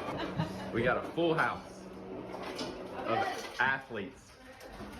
Athletes, everyone. Athletes in their prime. You just get it for shout out. We got more in here. It's game day. Luca, are you excited for pickleball today? Good. Here's Tina, the viral. Would I ever start a film appreciation club? I should never be in charge of starting any kind of club. I am not consistent. I'm flaky. I'm inconsistent. It's not good. I should never be in charge of any club. Viral Instagram. Have I seen the Huffman Time Family? Yeah, we did a stream about that maybe 3 or 4 weeks ago now. I haven't caught up if there's any more news about it, but we did watch it. Crazy stuff. Instagram star. Tina, how does it feel to have gone viral 3 times viral? I mean, it's hard. Would I join and co-host? Oh, here's the thing. Anything you turn into a job or an activity that you are obligated to do ruins the thing. So, like, I've thought about doing videos more about, like, movies and stuff, and movies I've watched, maybe doing some reviews, and then I think, do I really want to turn the thing I love into work? Probably not. That sounds like a nightmare. So probably not. I would attend a movie club or something, but the last thing I want to do is, like, be in charge of you know? That get recognized everywhere. Hey! Green guy with a tip says, in physics we measured rubber bands, then put weights on them and measured, then take the weights off and measured. It would be slightly longer and not come all the way back because it was being slowly worn out every time it stretched more and more. She's loving Foreshadowing. the spotlight. I'm like the finally. evil mother, though. Oh! We need to change her public image. If she was evil, would I actually ever do reels with her? No, I wouldn't. So everybody needs It's time for a brand change for Tina. Just bless the rest of this weekend in Jesus' name. Amen.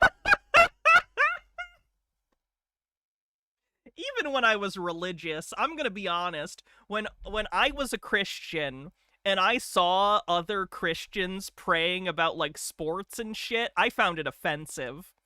I'm not joking. I would get mad. I'd be like, you're bothering God about a sports game? and the other team is also doing so?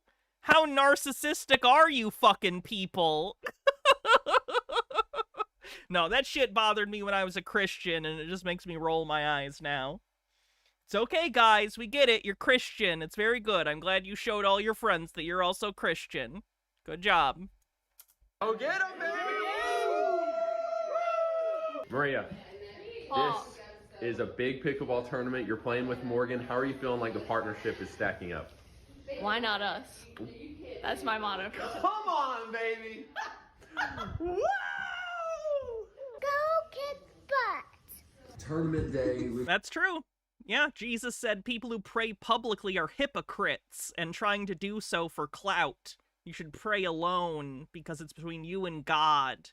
You're stretching with me, right, buddy? Like that. It's funny that the people who talk the loudest about being a follower of Jesus are the kind of people he'd hate the most, huh?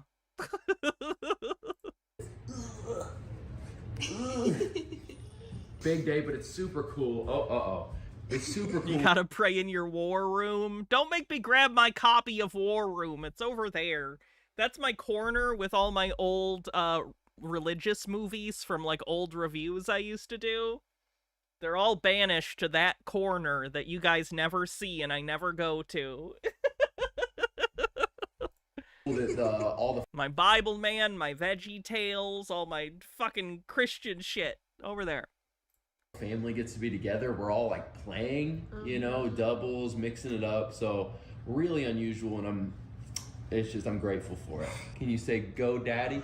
Go daddy. Can you say go mommy? Go mommy. Woo! So guys, just keeping it real talk. I'm about a week and a half shy of the 5-month mark from when I started training very intensely in the pursuit of going pro, playing at the highest level. And I think I'm seeing still a bigger gap between myself and these highest level players. Whoa, that's crazy. You're telling me that you can't become a professional athlete in 6 months at 35? Wow. A bigger gap than I anticipated at this time. And, you know, a lot of it going into it was guessing. And there was, I guess, some educated guessing, but, you know, how fast would I climb and how big a gap was there. And oh yeah, he's trying to go pro pickleball. Yeah. And he's like not getting a real job and not taking care of his family because of it. That's why we're watching this. He's delusional. There still is. I love Delusion. A gap, and I'd be lying if I didn't say that wasn't a little discouraging. And now I'm about to go play this tournament, again at this 5-0 open level. Maybe it was naive. Probably. Can we just say the pickleball thing is probably Paul's midlife crisis? It wouldn't surprise me. It probably is. His vlogging thing hasn't been as popular and successful as I think he wants it to be. This is his last chance to do something that is important in his mind.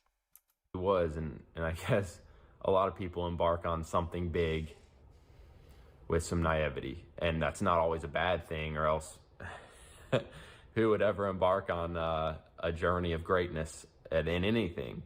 Because it's going to be difficult, and I suppose it's probably going to take more time than... Is he at least an ex-tennis pro? No.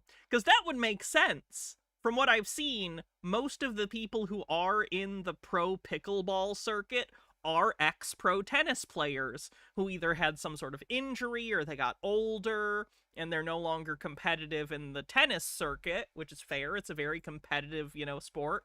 So they've kind of moved on to like the thing that's for slightly older players or players that aren't necessarily in the prime of their youth anymore.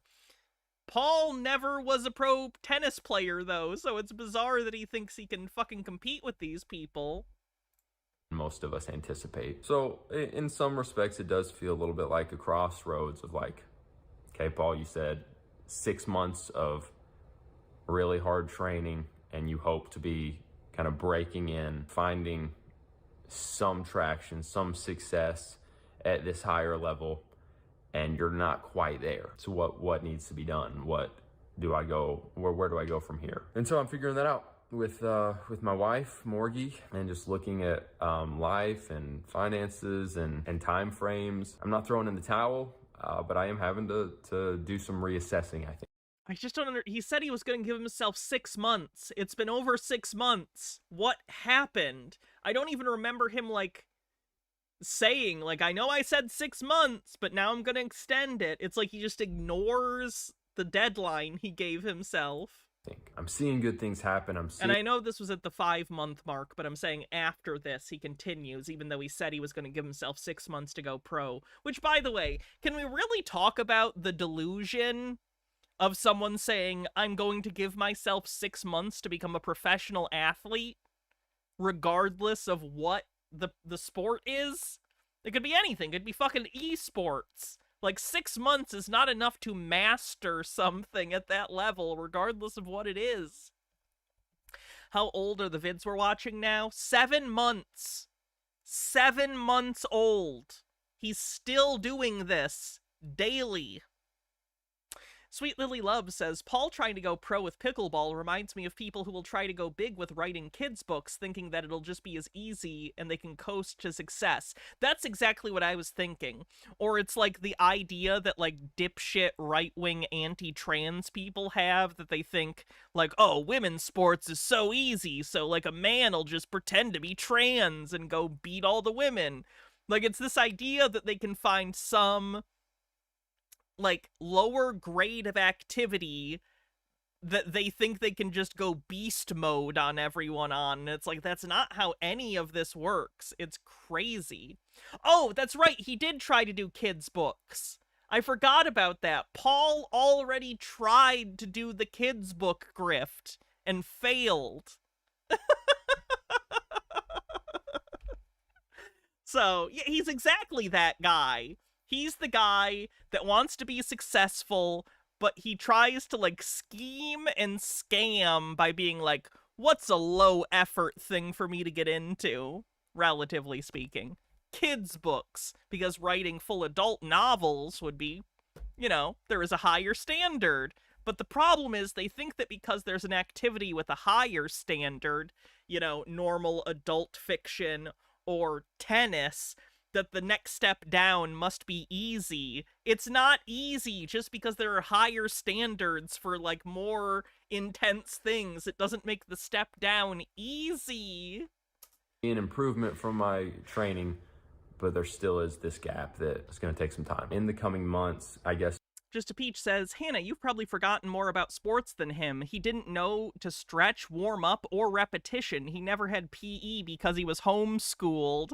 I did see where he's like, we might come across this clip, but I've seen it in isolation. He's like, I'm finally learning the key to sports is repetition. And it's like, yeah, man.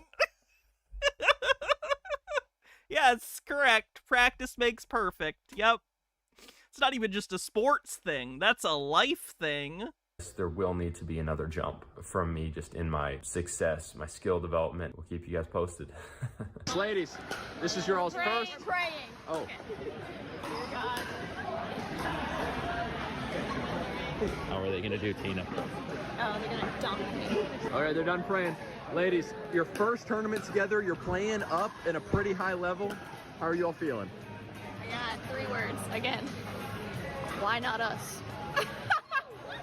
Get chills. Kyle's got chills. Why not? I got 2 words. Nervous poops. Okay.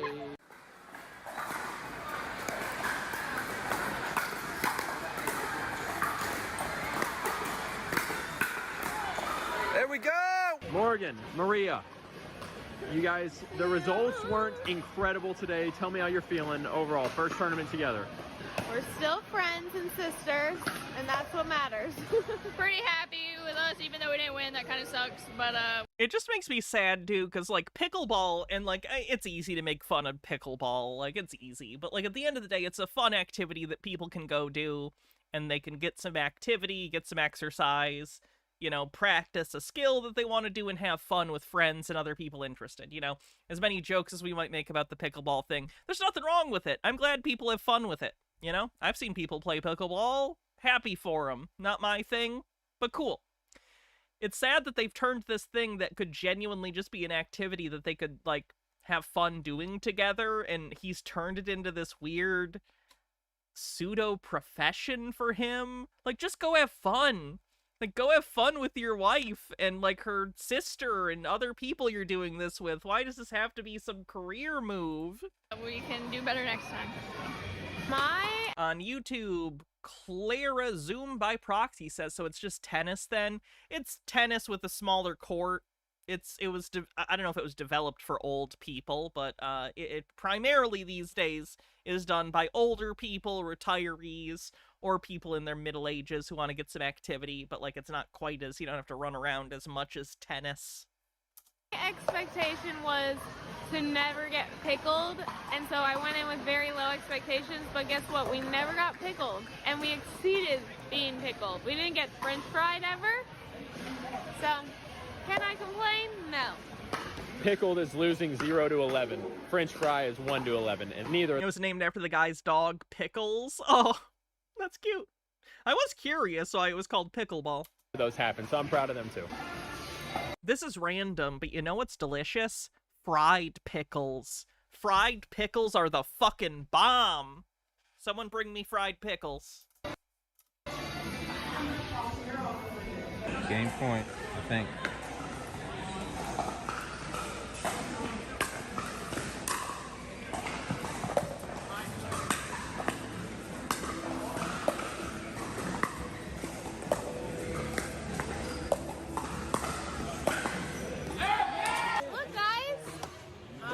We ran into the Nashville music legend, playing at the 5-0 Open. I lost every match. It's not what, but hey, But it's how you lose.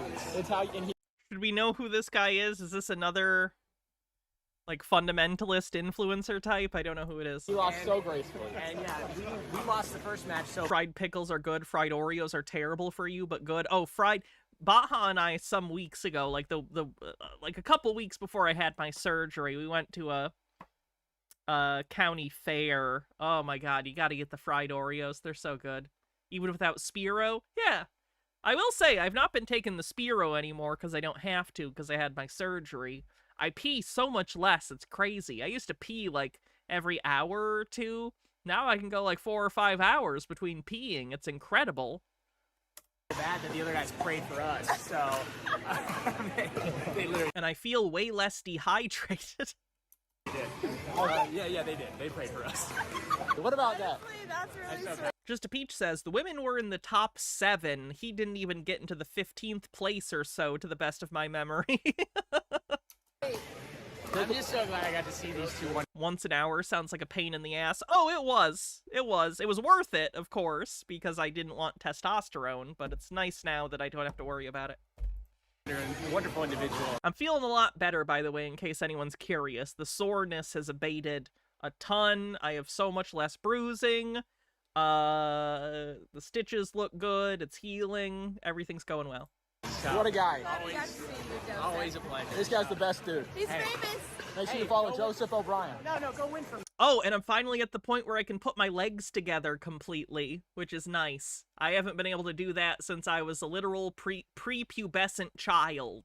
It's crazy. You can just, like, put them completely together. Oh, it's good shit. There's nothing in the goddamn way. So good. It's good shit. That's gender euphoria, baby. Go window. How much money is it? Lots? 1,000? 800. $2 million? 800, but it feels like $1 million. It feels like a lot.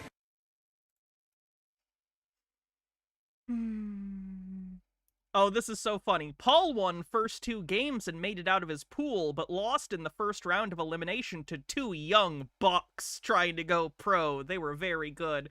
But wait, I thought your husband was trying to go pro. If he's getting beaten by these, quote, young bucks, how's he gonna go pro? He can't even beat him in this tournament. Day 2 at the Pickleball tournament. Me and Kyle play later. Oh, yeah. Woo, let's go. Go, baby.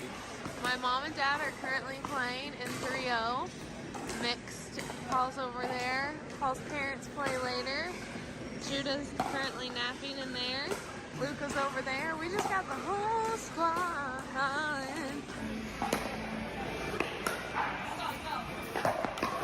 Here we go. They either need to win this or at least get a lot of points, I think. To move on. Is there a... I'm sorry, I don't know tennis rules very well, because of course it's like doubles here. Is only one person allowed to be completely in either box at one moment? Is that how the rule works? Because I see, like, one of the partners will have a leg or foot into the other person's side. But, like, is that fine as long as they aren't both completely in it? Can they both be in the same box and it's fine? I guess I'm trying to understand the purpose of the boxes. Oh, wow, man. That's just...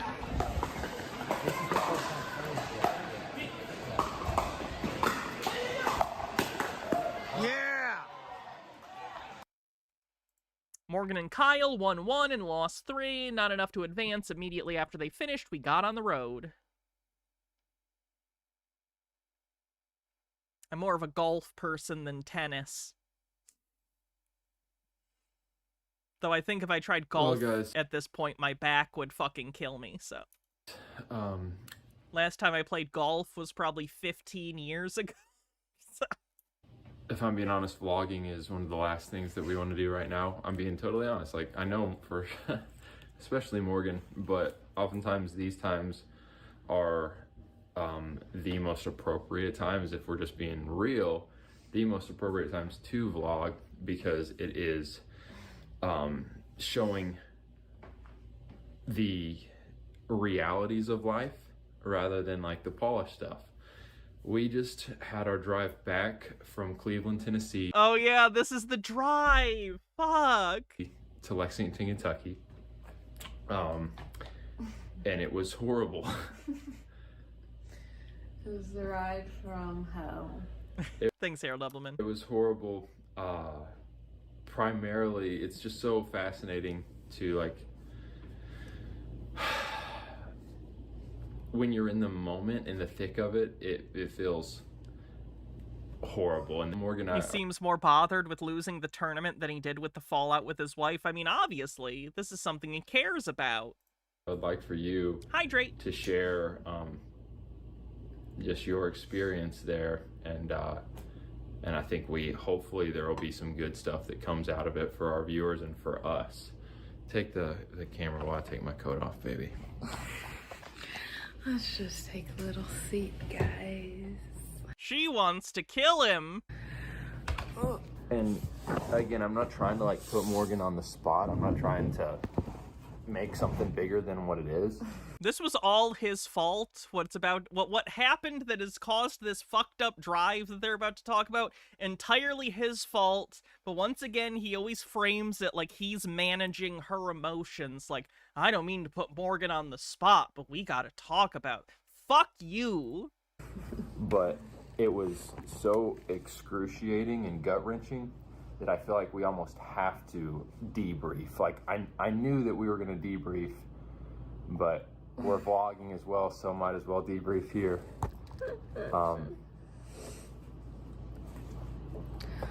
Go, Morgan.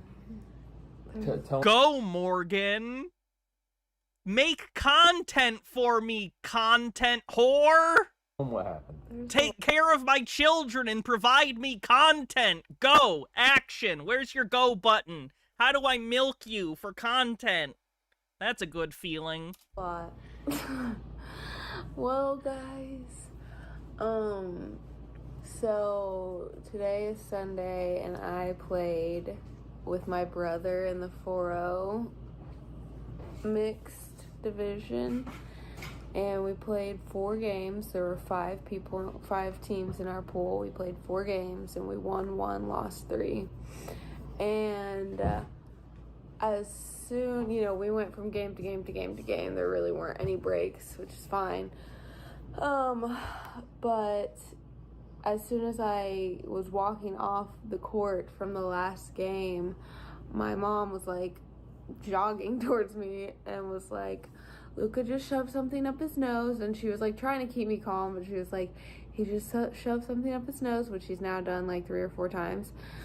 He's okay. I need to find the nose sucker so I can suck it out. And I was like, that's not gonna work. I gotta go. Move your chair over this way. Let's try to get out of the overhead a little bit. So we had just lost our last game that if we had won that game, we would have made it into the medal round, or the whatever, semifinals. Main draw elimination, yeah. So that was like a bummer, but I like didn't even have a chance to process that because I was like booking it then to run to go help Luca. So I like literally run, cover his nose and blow in his mouth. A snot bubble thing pops out of his nose. Fruit strip. He shoved a fruit strip up there. Already like playing in a tournament of pickleball it's emotional because like you're just investing so much. It's so high kind of intensity, high energy. And when I think about high stakes, high energy sporting experiences, I think of pickleball and not literally any other sport. It's the opposite of those things, Paul. In terms of sports, it's a very low intensity, low stakes sport. It's the thing seniors do. It's the new shuffleboard. What the fuck are you talking about? Obviously, they had hoped for a little better results. So, yeah, immediately coming from that to, like, mom mode, it wasn't ideal. And we knew that this was potentially going to happen. It's a lot to juggle, taking 2 babies and do this pickleball tournament stuff. It's stuff that we're having to figure out as we go. Yeah, so anywho, I jump to that, then as soon as I'm done with that, I literally turn around and Judah has come over to me in his little walker and grabs onto me and starts like yelling at me to get him out of there. So I pick him up and get him out, and yeah, just jump into mom mode. Then, you know, we find out like we're officially done playing, and so we just load up and we head out, and that was it. Well, and we had kind of contemplated what the best option was going to be. We knew she was probably going to get done around 6 o'clock, and it was like, do we stay another night because it's about a 4.5 hour drive, or do we grab some food and then head back to Lexington? And I wanted to stay the night. She wanted to stay the night. I wanted to get back to start our weekly routine, get back for Monday morning stuff, and also not... Gasp! Paul wanted what would be the most convenient for him without considering how it would affect his family? That never happens. That's crazy. Just a Peach says, Green Guy said he needs to find the joystick that you should do... What? He needs to find the... I'm not gonna read all that. That's yucky. Jesus Christ. Spend money on another night, and I felt like we weren't going to get home super late, so I felt like it was very doable. She, I think, was thinking more about the kids' sleeping schedules, which I Thanks, understand. Mystic Dragon. I just had a very, very... Also, if anyone's watching and hasn't followed, anyone who's watching because they're into the Fundie snark stuff, I'm just getting into this. I usually cover, like, conspiracy theorists and sovereign citizens and the strange beliefs they have. Paul got delusional enough where I decided that this falls into a similar category. So consider following. We have a great community, and we hang out and watch very delusional people all the time. Gut-wrenching feeling that the drive was not or join going the Discord. To go well. I knew that Judah specifically probably wasn't going to get amazing naps, which means we would have an overtired baby who doesn't like being in the car in general for long periods of times, and the timing was going to be super weird, and I was correct. I was freaking right. So the first hour... Well, and I was optimistic. I knew there was potential for that, and to me, I kind of weighed things. It was going to cost, again, more to stay another night. It was also unloading our stuff all in a hotel. It was just, I weighed things out. I decided, let's get home. He decided. Obviously, he's a man, so he gets to make the decisions. Morgan just gets to advise. Again, all of the pauses in this are just crazy good, aren't they? Like, she's so over it and so wants to be like, you are a stupid motherfucker.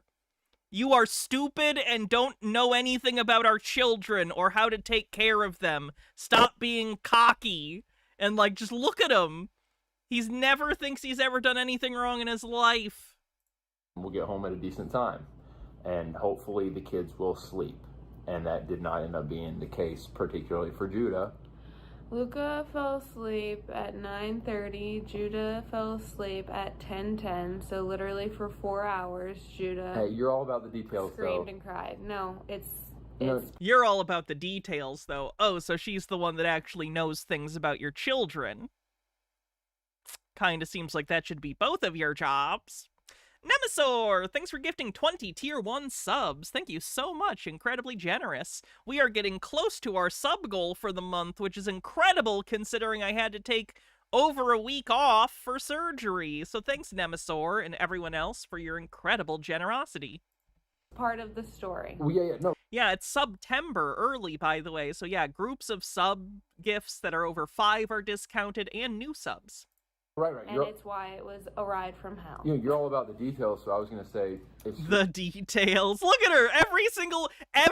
Every pause, you can tell she's over his childish, narcissistic bullshit, and he's oblivious. He's the most oblivious, dumb asshole who's ever been a father. And I say that knowing the runner-up, my dad. As soon as we left the pickleball place, we ran to get food and then get on the road. We go to Freddy's Burgers. Morgan was in the mood for Freddy's Burgers. We sit there in the line For probably 35 minutes. Like, literally terrible. And we're trapped. Like, we can't get out. It's like there's like a literal hill that we cannot drive our car over. So we're sitting there, and then that's when, like, the kids start crying. And then we get up there, and he's like, hey, the fryers were packed inside, so it's going to be even longer. And we're just like, this is the beginning of our hopefully good road trip home. And it was even in that moment, I just felt like there was, I don't want to like over spiritualize it, but just this spiritual heaviness of kind of It's not a spiritual heaviness, you're just an asshole. Is this the consequences of my own actions and not listening to my partner?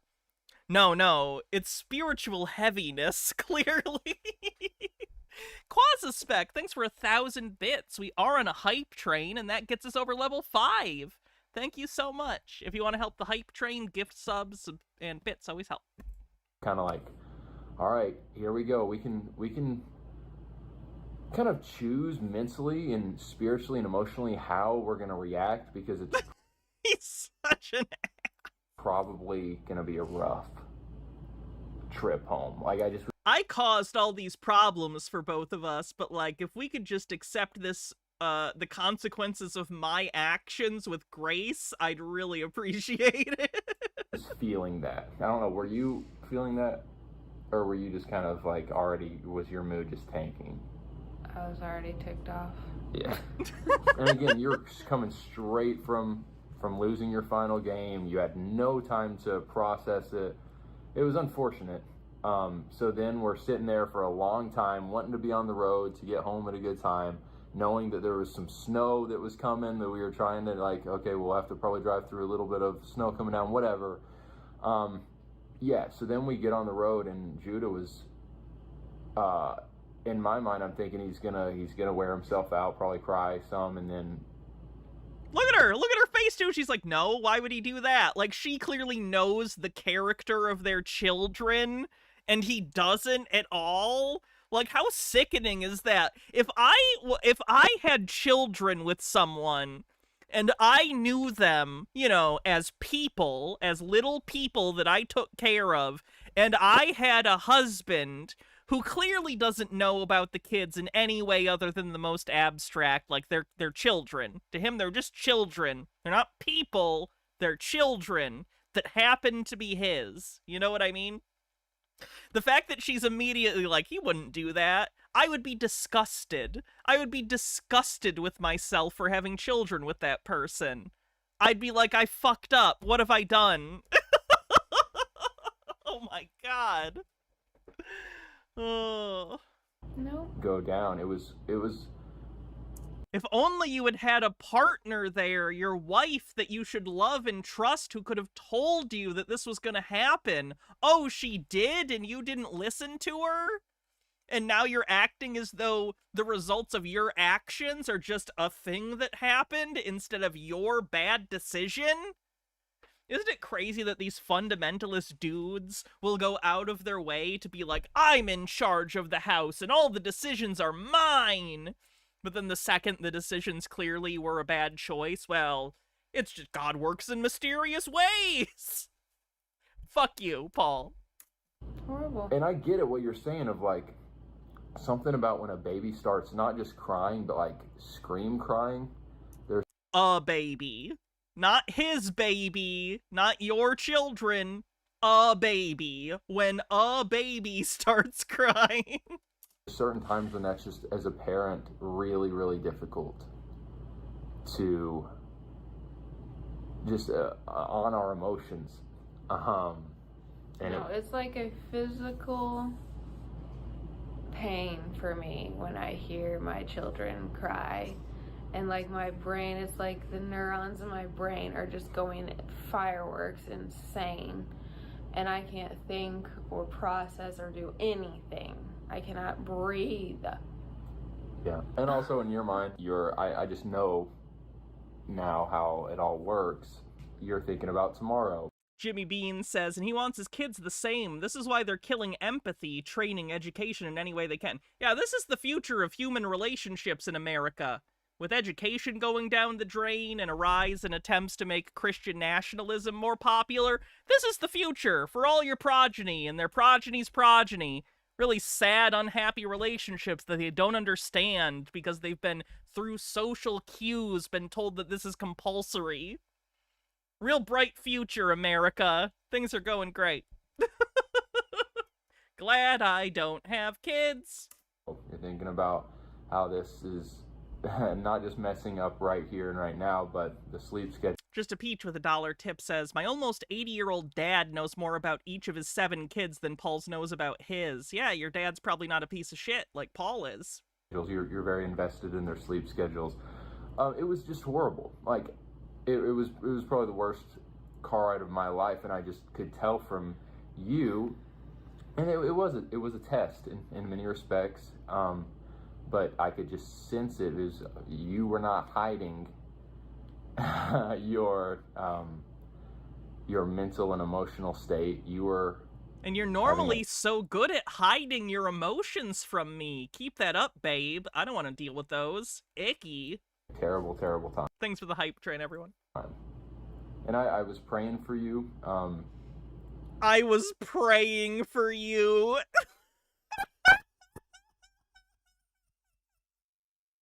You caused this, God. Under my breath, I was praying. I was thinking about where Paul said in this region of Asia, the trials and persecutions were so horrible that we despaired of life itself. We came totally to the end. And that's where I felt like Morgan was. God gave me, I think, just... She looks so close to just snapping, this poor woman. And I know she's got her own fucked up beliefs, and she would say terrible things about me because I'm trans. I know, she's a bad person too. But even though she's a bad person, I don't think anyone deserves this shit. More grace to endure. But for Morgan, I felt like that was where she was, and so I was praying like, Lord... It sounds so stupid and dramatic. More of this. Yes, Morgan, call him out on his melodramatic man-child bullshit. Kind of had to have been there, but it really was like that, and I was praying like, but for the Apostle Paul, he said, the Lord allowed us to go through that to teach us that his grace is sufficient. The Apostle Paul says, get a job, deadbeat. His power is made perfect in weakness. So I was praying, Lord, if your grace isn't going to come down and cause Judah to stop scream crying, then just give Morgan in particular and I grace to endure it. I hate this man. I don't know that he necessarily, I don't know that Morgan received that grace. He's just the worst. But we made it home, and now we're here sitting here talking to you guys at 11 p.m. And there were little graces throughout the trip. If you look back and you really, really pay attention to it and look for them and receive them. But Green Guy says, my wife's dad's great. He's the kind of guy who has a drawer of assorted lengths of wire. You can always trust those people. But man, just buying, like, as a whole, the car ride was horrible. Particularly for you. But for both of us. Do you feel like spiritually just... Is it too soon to even try to go there for you? I think you should shut the fuck up and let your wife go to bed.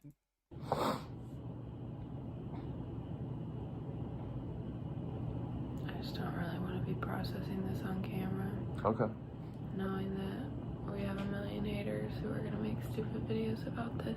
About us and our marriage and She was very correct about that. This video got dissected by all the big players in the Fundie snark community. Of course, Fundie Fridays, who's like the big one, covered it, but a ton of other people did too.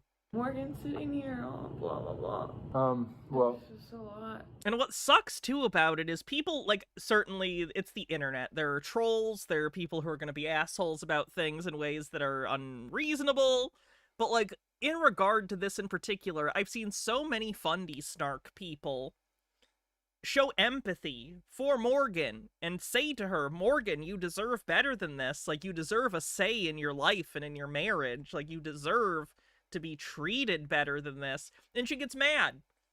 She gets mad at people who tell her she deserves better. It sucks. It sucks a lot. We trap ourselves in situations and cages of our own making sometimes. yeah. Or at least, if not of our own making, because, you know, she didn't invent fundamentalism.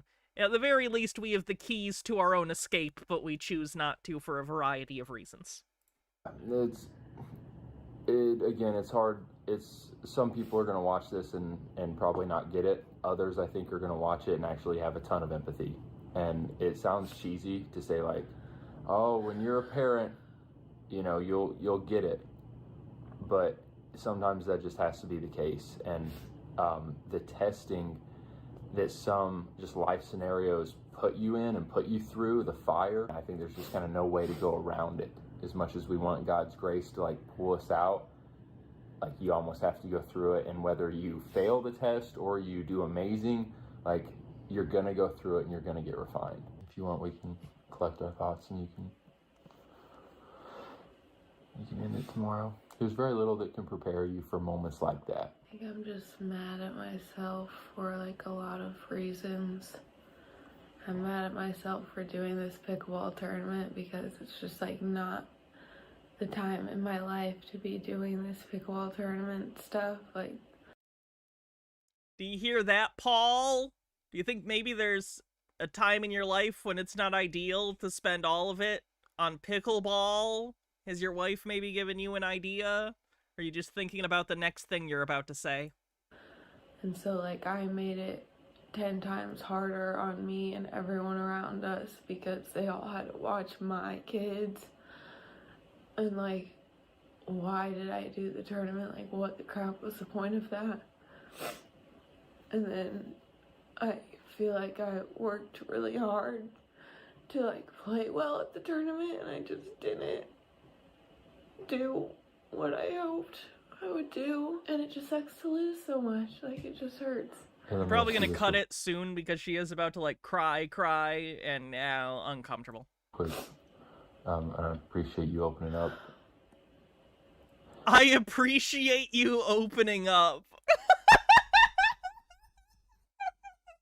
Are you like who you're her husband? Why are you responding like this so coldly and distant and like you have nothing to do with this? Thank you for opening up to me. Like, what are you, a school counselor? What the fuck? Do you feel like there were any moments in the tournament where you were like, wow, like I've actually am playing well and the work I've put in has paid off and I am enjoying it? Not really. Like, I knew that I was playing well, but it wasn't good enough. And so that's just what sucks. Alright, I'm gonna cut this video there. You get the idea. She's very upset, understandably. She's overwhelmed. She's not being supported in the way that she probably deserves. Cut to next day! One of those. Do it again.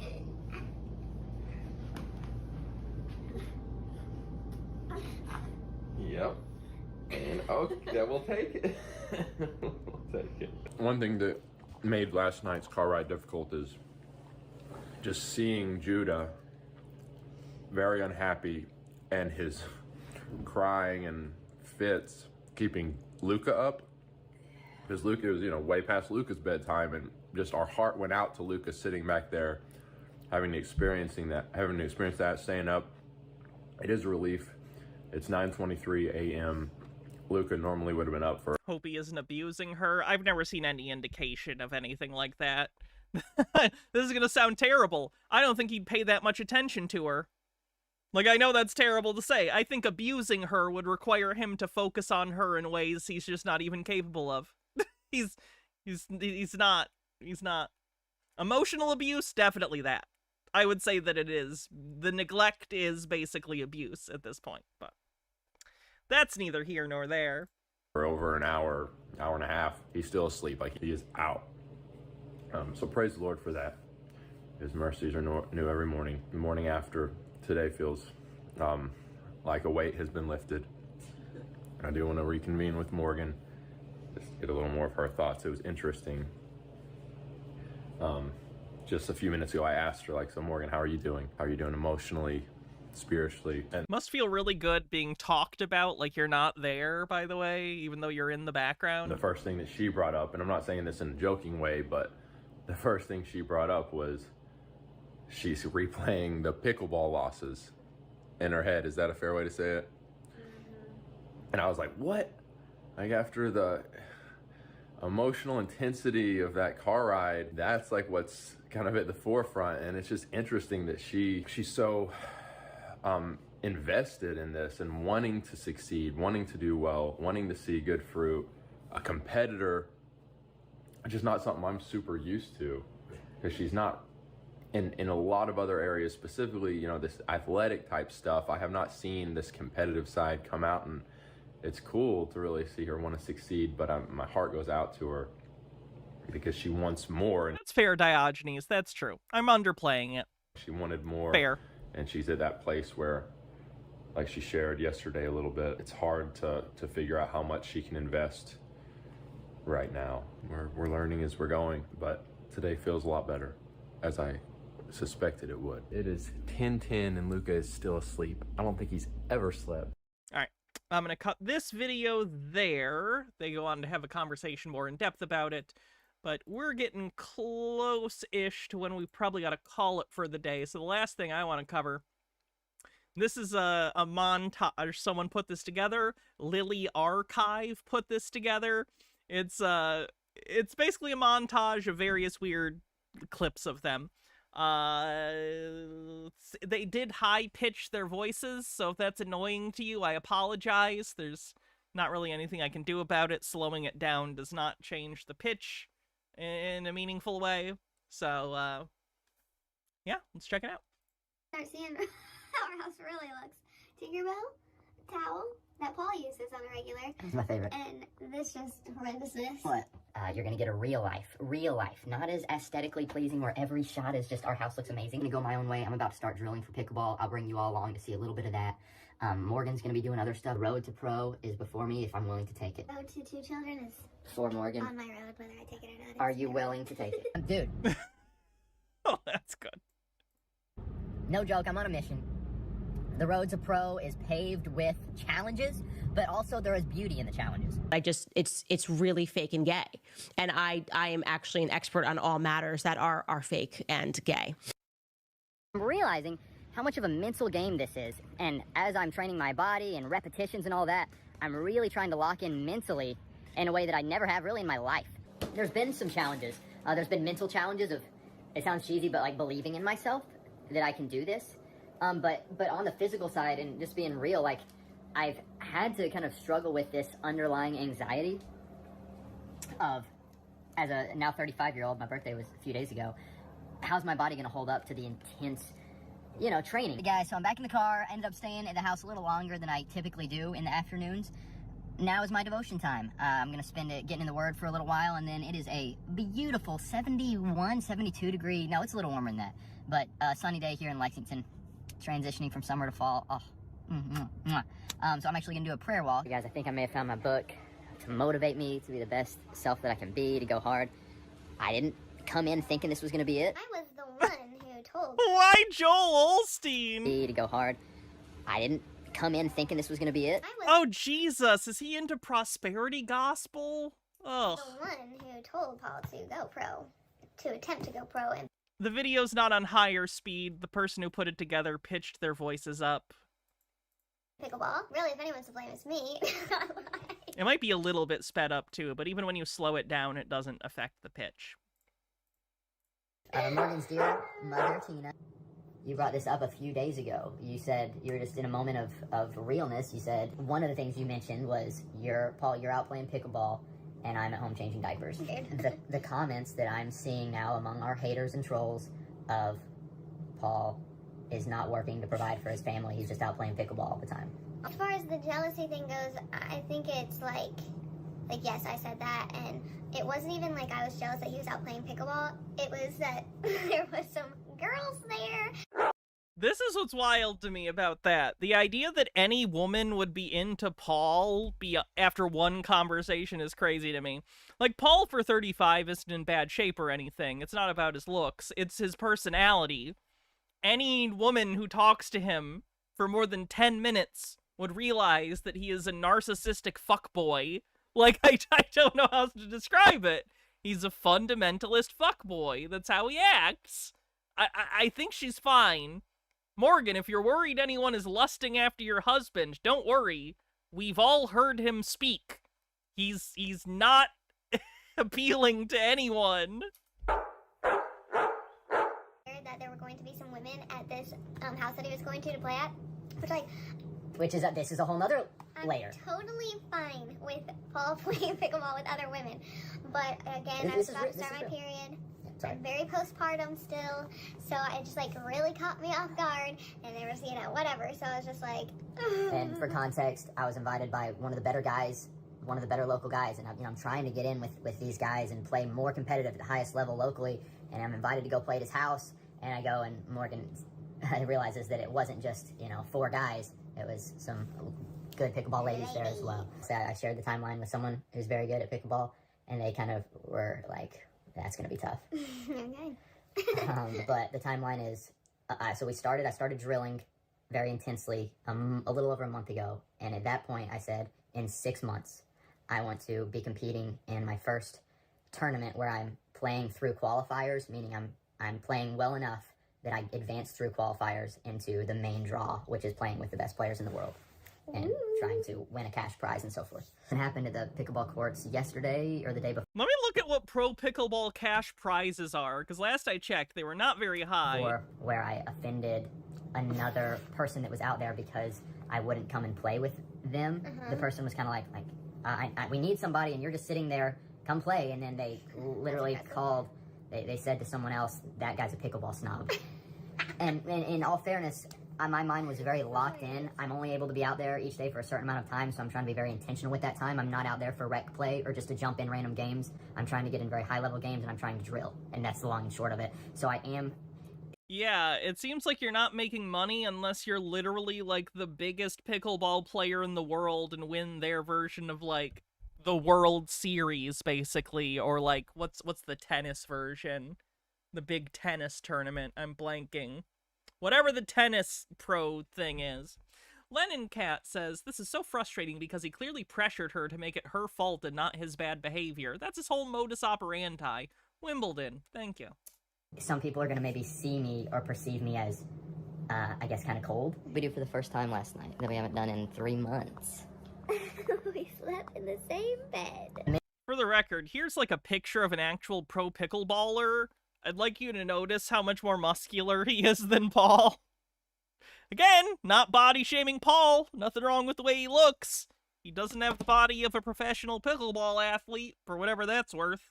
Mental side is huge. It's cool because I've been devouring. I made a post about it on Instagram, you guys may have seen, but I played a tournament about 2 months ago, and there was one game in that tournament where I feel like we should have won, but I kind of choked.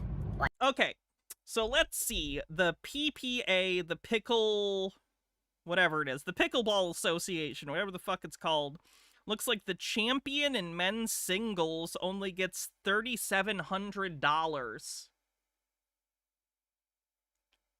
Don't get me wrong, if someone was like, do you want $3,700? That would help me tremendously. But you can't build a career on winning $4,000. You know what I mean?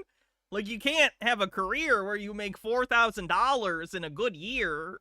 You die. I got. Here's another tournament, the PPA Cup. The men's singles champion prize is $3,330. The doubles prize is higher, though you will be splitting it between two people. So the champion men's doubles is $10,000, so you'd get $5,000 each, which is more, but it's not enough to live on. Like, does he think he's gonna be on a Wheaties box? Like, where does he think he's gonna get the money?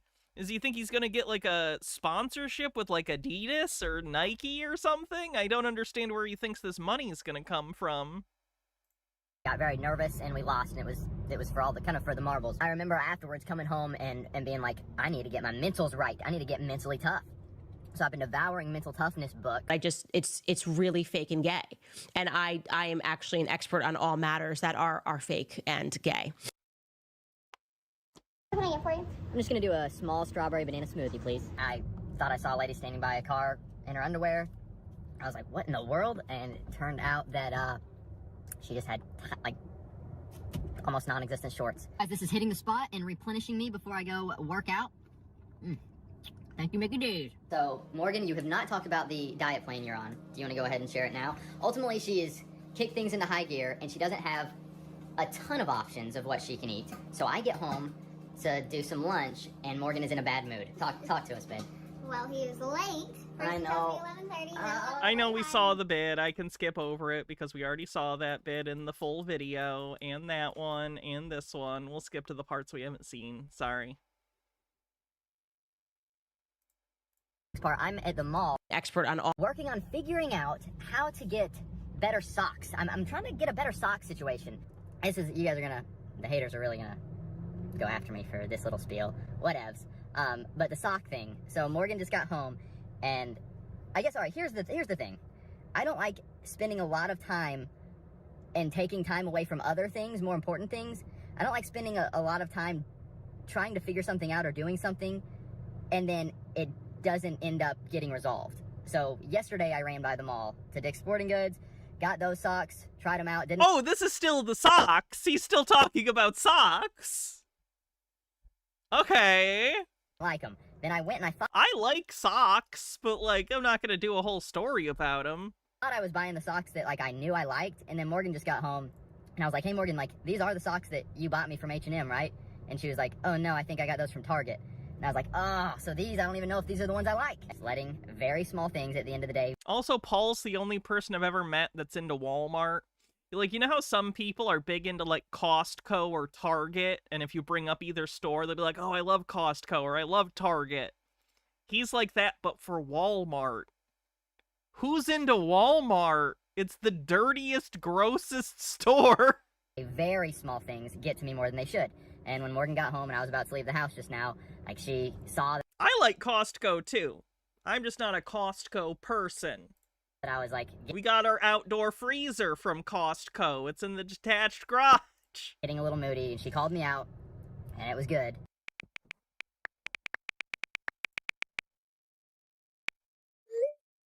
But at the end of the day, like, I want to stink and get my socks figured out so I can move on.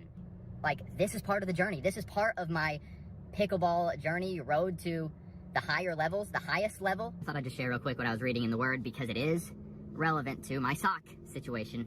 It says, the Bible has a lot to say about your sock situation. Humble yourself in the sight of God so that he will exalt you at the proper time, which is a fascinating verse in and of itself. I'd like to do more research on that.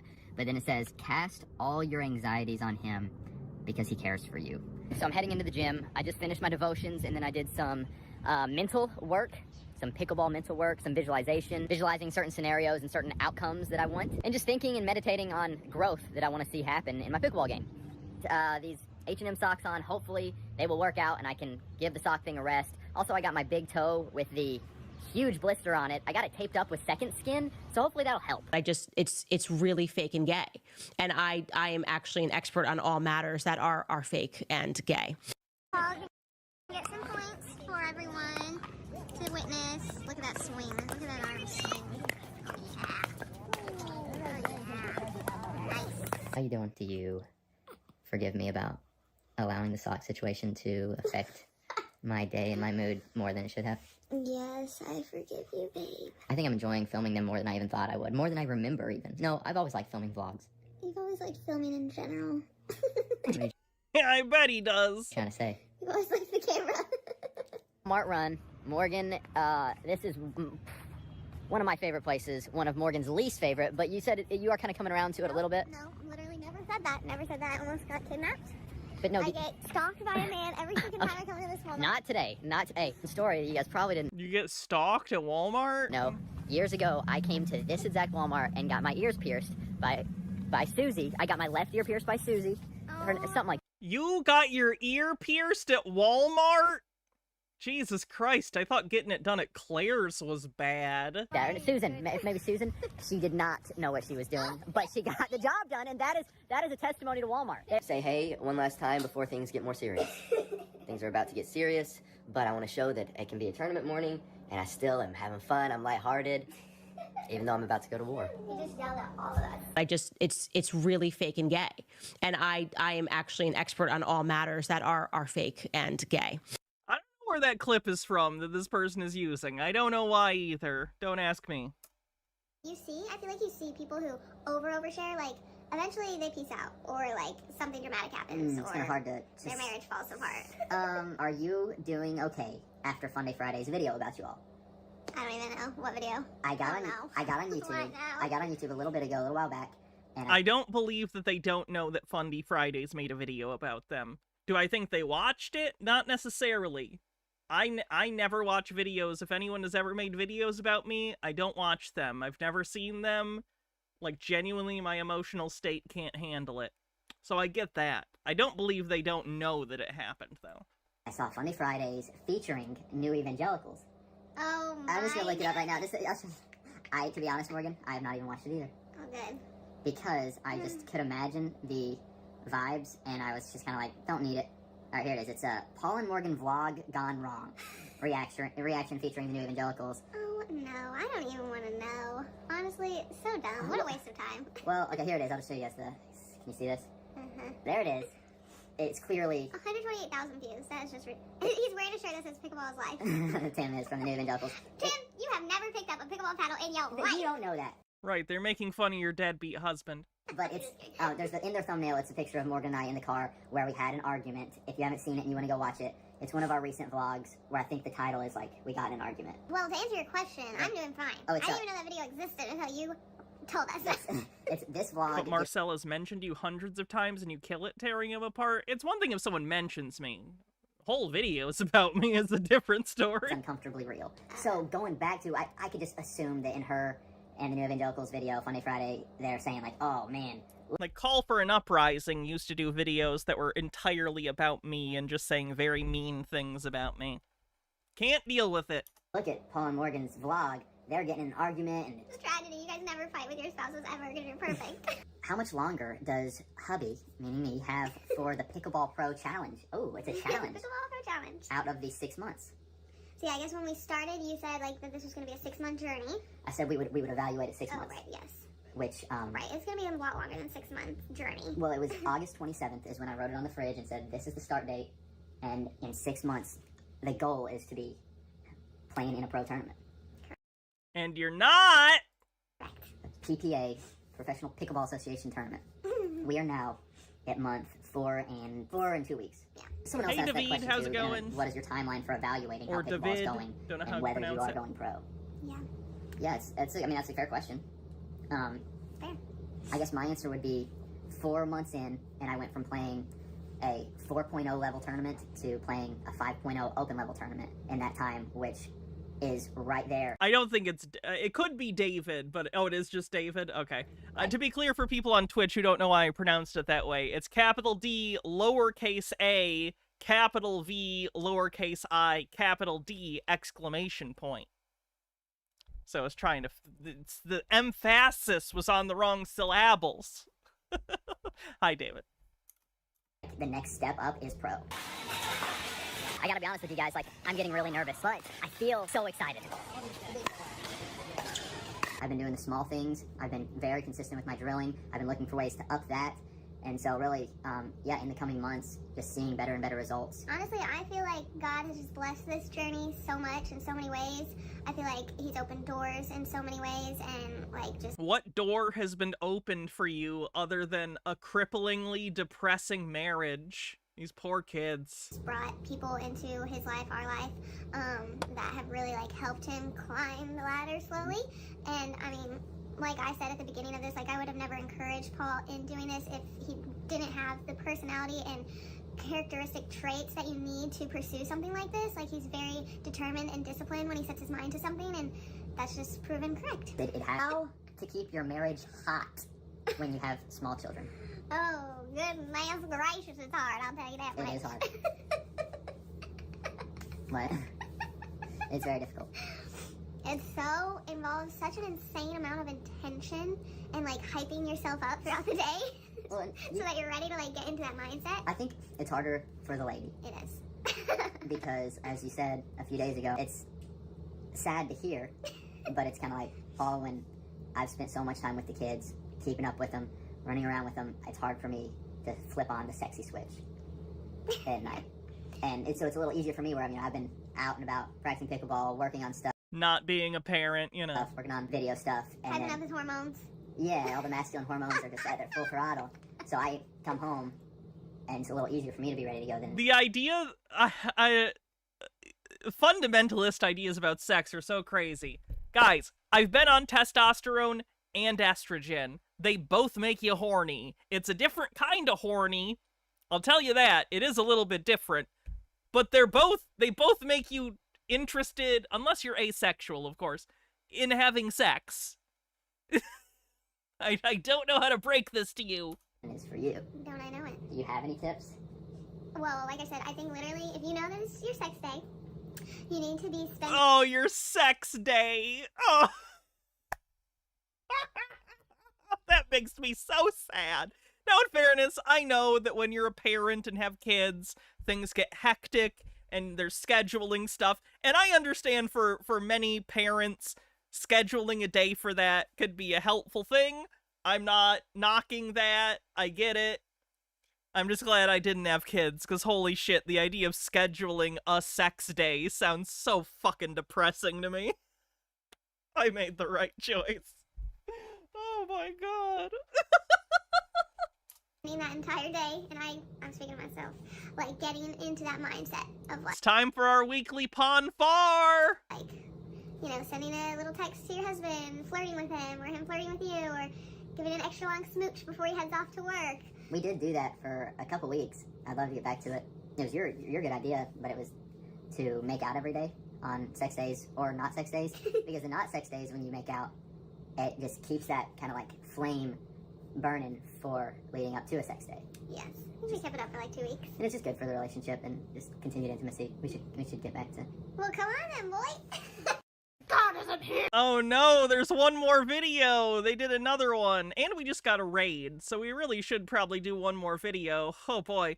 How's it going, raiders? Thank you, K of Logan, for the raid. I'm Hannah. We look at all sorts of strange conspiracy theorists and delusional people. Today we're looking at some fundamentalist influencers named Paul and Morgan. Paul, the husband, has decided the best course in his life is to support his stay-at-home wife by trying to be a professional pickleball player, and it's going very badly for him. So, if you haven't already, make sure you check out K of Logan on Twitch. There is a link in chat. Hope you had a great stream.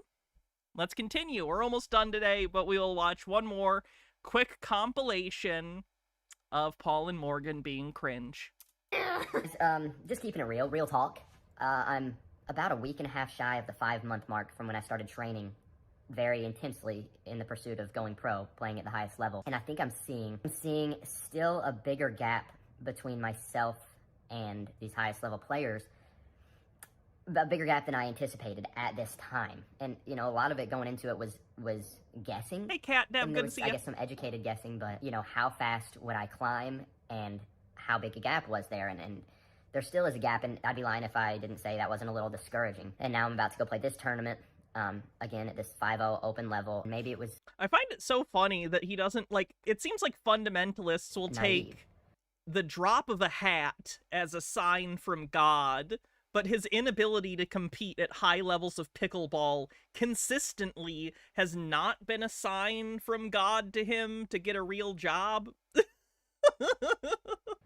Probably was, and I guess a lot of people embark on something big with some naivety, and that's not always a bad thing, or else who would ever embark on a journey of greatness in anything, because it's going to be difficult.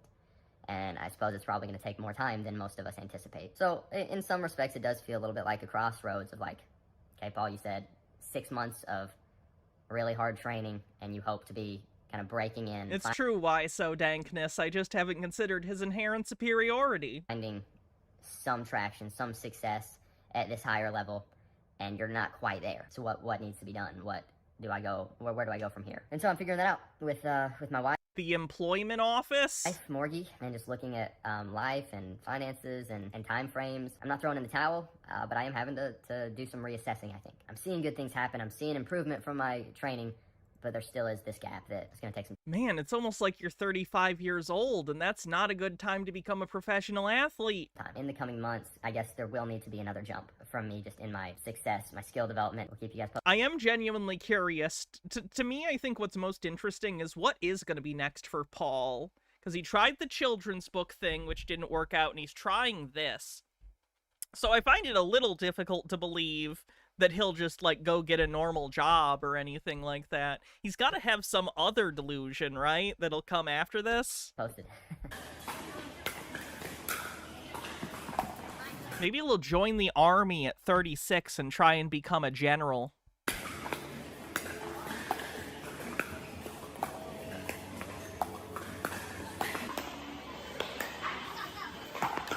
Here we go. Oh, wow. He'll find an MLM through his church. Ooh, that would be a good arc. Him trying to sell stuff to people. Yeah!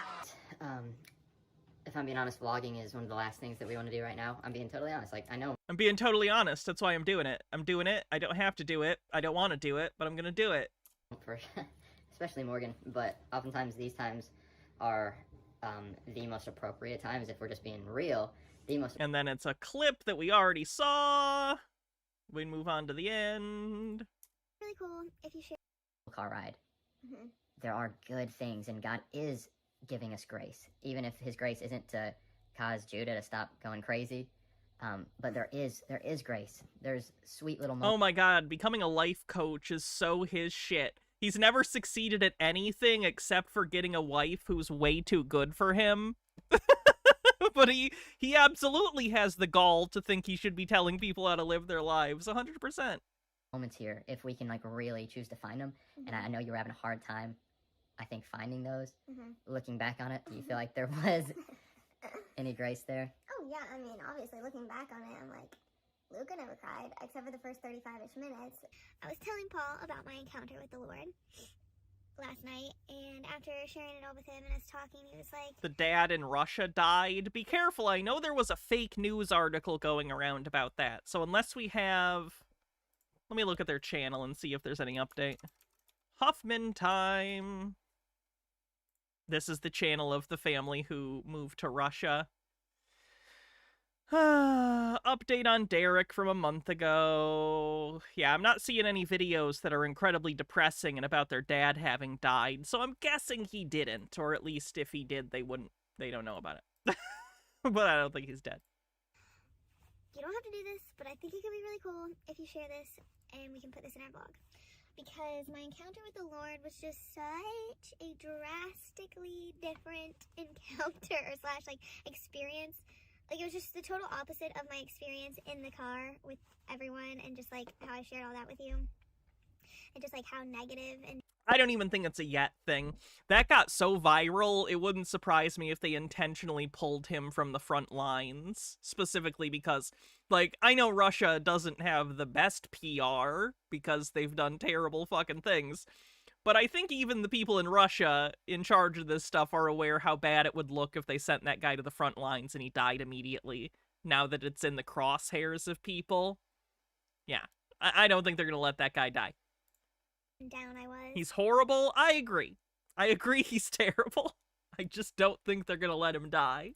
So this just is a really cool counteractive experience. I don't know what I'm saying. If anything I'm saying is making sense. But anywho, randomly I was on Instagram and I found a reel and I watched it and it was just like the sweetest thing I'd seen in such a long time. And then I don't know why this reel popped up because it wasn't like the type of content that I watched. So it was really weird and random. But I clicked on this person's page and went through their Instagram for a little bit, like a few minutes, and saw that just some clips of this podcast interview that they were on. Basically, it was this guy talking about how he lost his wife to cancer, him and his 5-year-old, their 5-year-old. She died when I think he was 4. And he was just talking about it. And the Lord just used that to just, like, wreck me, to destroy me. Did the Lord do that, or were you just sad? Like, I can't imagine processing your emotions in that way. The Lord caused me to destroy... No, you just felt sad. You, a human being, saw a sad video and felt sad. That's what happened. Like, I literally was, like, brought to my knees. Like, I don't cry, really, when I see things on Instagram or, like, Reels or TikToks that people are like, this is so heartwarming. Like, I'm just kind of like, okay, move on. It doesn't really affect me. I don't know. Maybe I'm heartless. I have no idea. It wasn't sadness. It was envy. Oof. But I Dark. watched this guy's reel with his son, and his son was talking to him about Christmas, and... Last you heard, they'd moved him back to the second line. Yeah. That sounds probably more realistic to me as to what happened. And where his mommy was and stuff. And I don't know, it just wrecked me. And it just made me realize that, like, I am wasting my life if I am not living in a heart posture of gratitude every single A heart posture. I hate this fucking Fundie jargon. A heart posture of gratitude. day of my life. Like, it's a waste. You're not allowed to feel bad. Bad feelings aren't allowed. Toxic positivity, happiness patrol. Let's fucking go. I'm like spitting in the face of everything good that God has given me. I'm spitting in the face of my husband. I'm spitting in the face of my kids and my family, my friends. Like, if I don't live in a heart posture of gratitude, what is the point? I will say that I have been a negative Nancy for a really long time. And I don't think that it was like because I just want to live in a negative headspace. I think part of my struggle is that Shiny, happy people holding. Green guy with a $3 tip says, Hannah, you watch a lot of shitty people and a lot of crazy people. Sometimes are you confused on which one they are more? I think about it a lot. I don't know. I don't think the two are mutually exclusive. I think often you're shitty because you're crazy. But crazy's subjective anyway. I don't know.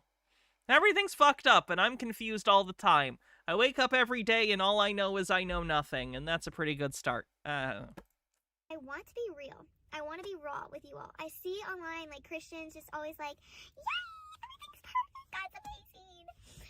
And that annoys me, and so I'm like, I'm not going to be like that. Like, I want everyone to know that we go through hard things, and it sucks, and life can just be really crappy. But, like, in the end, God's great. And, like, that's just not... I just have fallen into a trap of dangerous waters that I've been living in, maybe even drowning in for a long time now, of not really, like, living in the extravagant gratitude that I should have every day of my life for the life that God has given me. Because it's not guaranteed. And, like, hearing about this young mom dying from cancer and leaving her husband and their 5-year-old just, like, wrecked me. Because, like, I don't want to compare this, but I do think about me giving birth to Luca and I almost died. I literally thought on the table that I was dying. I understand why she's concerned, especially with her other health issues. Makes sense that this would upset her. My peace with me dying. I said a prayer and said, like, Lord, please help Paul be a great father. Oh yeah, she needs help. She needs a lot of help. But she's in a community where this kind of thing is normalized. Everyone around her, I got to imagine, is also fundamentalist. What's she gonna do? She doesn't have people around her to point out how fucked up this all is. And anyone who tries to tell her outside of her, like, local community, she writes off as a troll. To Luca and help my family, like, protect them. And I thought that was dying. And it was not good. But I didn't die. That's the thing. I didn't die, and I don't... Her parents are less fundamentalist. They should step in and fucking talk to her then. I know that, like, she's an adult. It's her choices. I'm just saying, if this were my kid, oh boy, I'd be talking to Paul. You bet your ass I'd be having a little private conversation with Paul about how he's treating my fucking daughter. So, I just had to, like, repent yesterday to the Lord, and I'm gonna repent to you all, and, like, I just had to repent for not living in a heart posture. Green Guy says, if we didn't send you stuff for your ball thing, would the adventure have been much worse? Definitely. The food and like, Powerade and everything helped tremendously. Thank you. The pajamas are also very comfortable. Deep gratitude. And that's not to say that hard things aren't gonna happen, and that I can't be real with you all about those hard things, or you know, whatever. But I think that if I am truly living in a heart posture of gratitude, even the hard things, like, will seem far lesser, because I am living in the reality of how blessed I am as a human being to be alive on this earth, to have an amazing husband, 2 beautiful children, friends and family that love us, that we love. Like, I don't deserve any of that, but I have it. Oh, well, that's unhealthy to think that you don't deserve any of the good things you perceive yourself as having. That's not great. That speaks to a low sense of self-worth. And let me tell you, I know a thing or two about low self-worth. And so every day, I just want to live in gratitude towards God and towards the people around me. I want joy to just be so obviously radiating off of me in every situation. And I want the times that I share real, raw, hard moments of life with you all to, like, still, you guys just sense, like, man, like, she's going through something so hard. But wow, like, the insane, like, gratitude and, like, joyfulness that she's walking in is just beautiful. And I desire that. Like, I want to be that. And so, I know it's going to be like a daily thing that I have to choose, because it is a choice to walk in joy and gratitude. And yeah, so, anywho, crazy revelations! You know, and emotionally available I can be. Don't touch me. I believe there was grace given by God for both of us to tap into that would have made that car ride more bearable.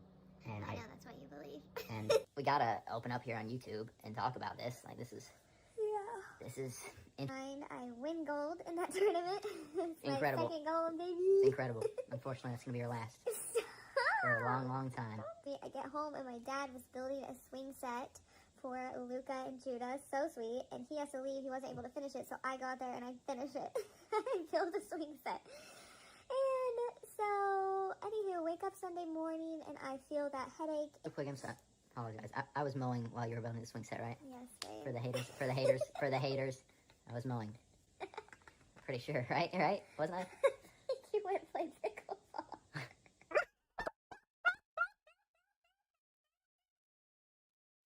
Trying to cover up the fact that, again, she's doing stuff that you would think he would be doing in a fundamentalist relationship. Or even just recognizing that she's having serious health problems. And she's like, no, you weren't mowing. You were playing pickleball. Because that's all you ever do, you absolute cunt. Surely not. You were like, I'll mow the other night. That was when I went out and, I went and, because I got a text from some of the old friends. It's okay, Spokane Dog Man. We'll be done in just a I second. didn't know. Oh, no, Penny just left me. Full permission to go, and I truly meant it. I was like, I'm gonna have a nice peaceful night out here, building this swing set, sipping on my... I guess it depends, Dej Callisto. You can whisper at me on fucking Twitch or on Discord, I guess, and see what happens. Depends on what it's about. Lots of people message me. Is it gonna be weird? Sparkling water. I blessed her, I think you could say, by allowing her to have that night to herself. May on YouTube asks, does Hannah think Reddit is gross? I forget. I haven't been a regular watcher in a while. Reddit is gross, and I am a regular user. No, I look at Reddit a lot. A lot of it's, well, it's the internet. So, you know, but I do enjoy the particular subreddits I am subscribed to. I just, it's really fake and gay. And Like, the Fundie snark community is where I saw a lot of this Paul Morgan stuff, so.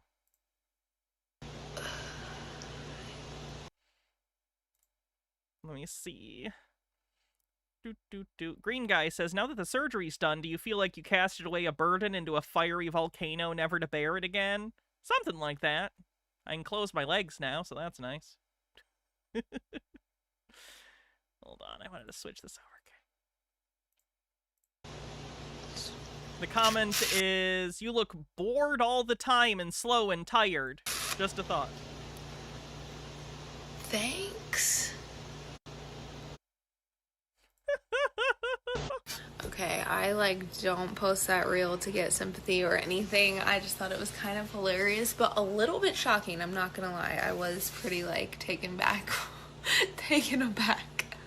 when I saw that message. Look, I don't wear makeup all day, every day. If you do, that's amazing for you.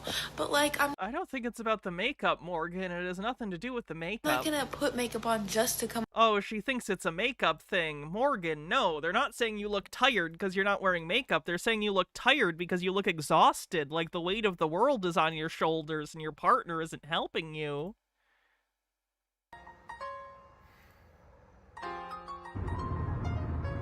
Are you ready?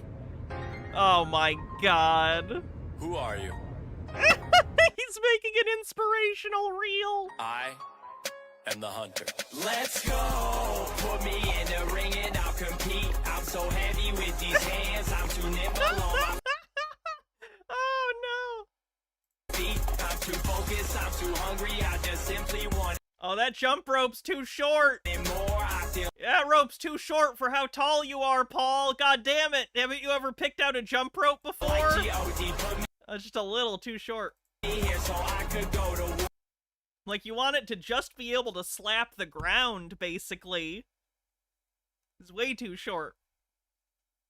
Watch me slide to the right, slide to the left. You can't hold me underwater, still I ain't gonna lose my breath. Once you enter the arena, sayonara, say goodnight. Who I'm like, Anna Bright, Anna Bright, Anna Bright. Yo, hey Anna Breezy, my... Jesus Christ, why is he like this? Oh no! Well, that's Eye of the Tiger. I can't play that. Talk here, y'all. I need a vacation. I need a vacation. Big Wild Blue, thanks for following. I'm ready to go to somewhere by myself. Sorry, babe. You stay here. Not that I wouldn't want to take a vacation with Paul, because I would. But it'll be cheaper if I just go alone, you know what I'm saying? I told my mom she's going to Florida. I said, when you get back, there's going to be 2 packages at your door. She said, what? I said, Luca and Judah.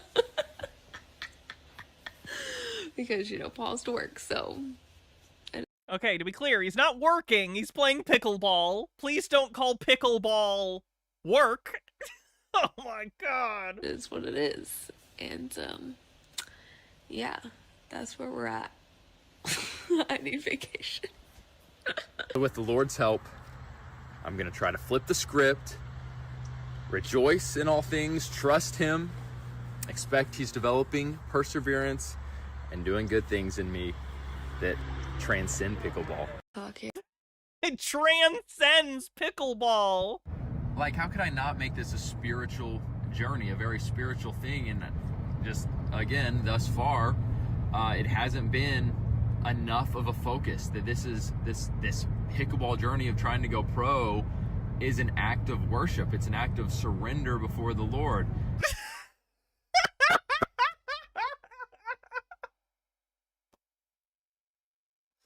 Isn't it crazy how he gets to worship God by doing the thing he already wanted to do, but his wife gets to worship God by being his bang maid? Ugh. It's a extension of my... There's professional pickleball. There is. He's not good enough to be a part of it. The spiritual realm.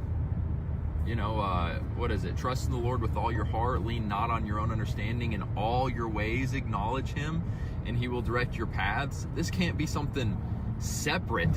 You know, this is an act of worship, as our lives are supposed to be living sacrifices to the Lord, and everything we do giving glory to God.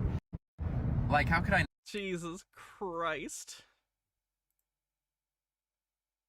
Oh, that was when Jacqueline Glenn met Paul and Morgan. All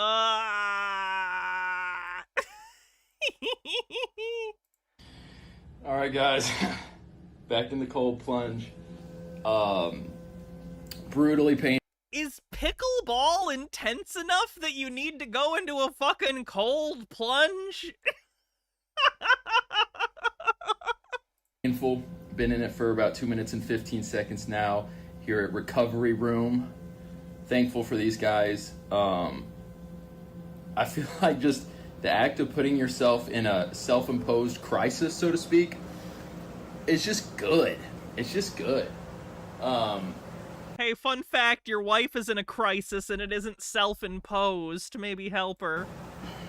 Yeah. Honestly, after about 2 minutes, it really becomes a lot more bearable. Jacqueline Glenn blocked you on Twitter? Why? She might have blocked me too. I don't recall. I don't remember. Why did she block you? 48 degrees, which is the standard. So I've heard, but it's brutal. The first minute, absolutely brutal. Absolutely. She was a YouTuber. She might still be, I'm not sure. She did, like, atheist YouTube videos back when that was popular in, like, the early 2010s-ish. Then she moved on to more broad YouTube content. Brutal. Am I crazy? Did she date, like, Onision or some other fucking YouTuber that was, like, terrible? I don't remember who. But good things are happening both to my body. Maybe she was just friends with Onision. I don't know. To my breath, to my mind, to discipline. I'm a fan. It's his discipline. He's so good.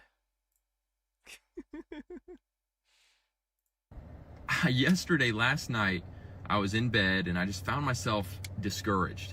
Morgan was trying to go to sleep, but I just turned to her and said, like, Morgan, this is weighing on me, and this, and this, and this, and it just had to do with life and this pickleball journey.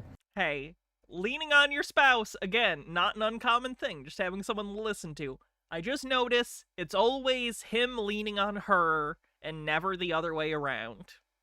You notice that? She's always struggling in private, and he needs to go to her. It's, And I said, can you pray for me? And it was really good.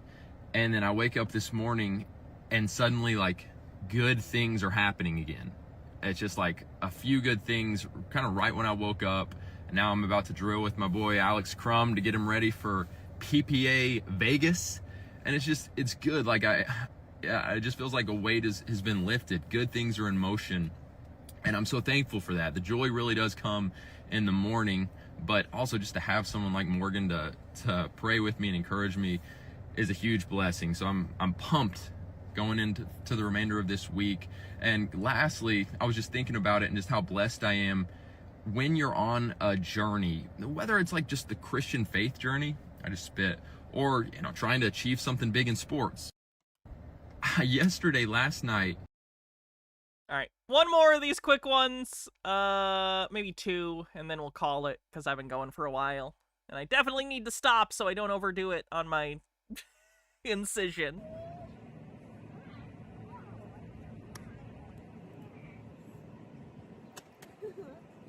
Taking over the camera. This is our evening walk before we start bedtime. And what has become somewhat of a norm is I get home from a day of teaching and training and I share with Morgan frustrations that I'm having on this journey of That thing is so loud. I thought it was a train. and then as I share my frustrations, because I'm trying to grow and get stretched, it's a challenging process. Morgan always offers me wisdom and I greatly appreciate it. Man, I'm thankful for my wife and for ChatGPT.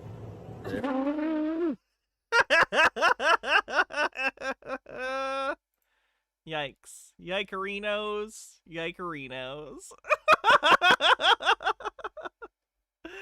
Hi hydrate. Will do.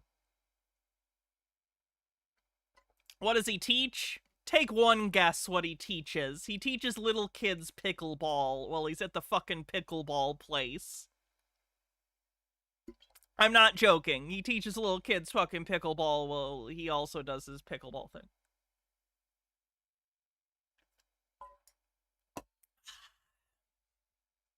Anyway, so I think that's it for Fundie Watch. We'll probably do this again in the future, looking at Paul and Morgan or one of the many other fundamentalist influencers out there. We haven't checked in on Girl Defined in a long time. I wonder how that's going. Last I checked in on Girl Defined, Bethany was having her horny arc. I wonder how that's going. Anyway, yeah, it is a little weird to me that you would teach kids pickleball and not tennis. Although I guess maybe it's the opposite, you know? It's smaller court, which is easier for kids, and then they could grow into tennis, I guess. Anyway, let's see who we're going to rate on Twitch. Thanks, everyone, for hanging out. I will be back tomorrow, so make sure you tune in. We'll also be doing our YouTube member and patron-only live shows tomorrow after our regular stream. So if you want to be a part of that, become a member on YouTube or join the Patreon as a paid member. Let's see.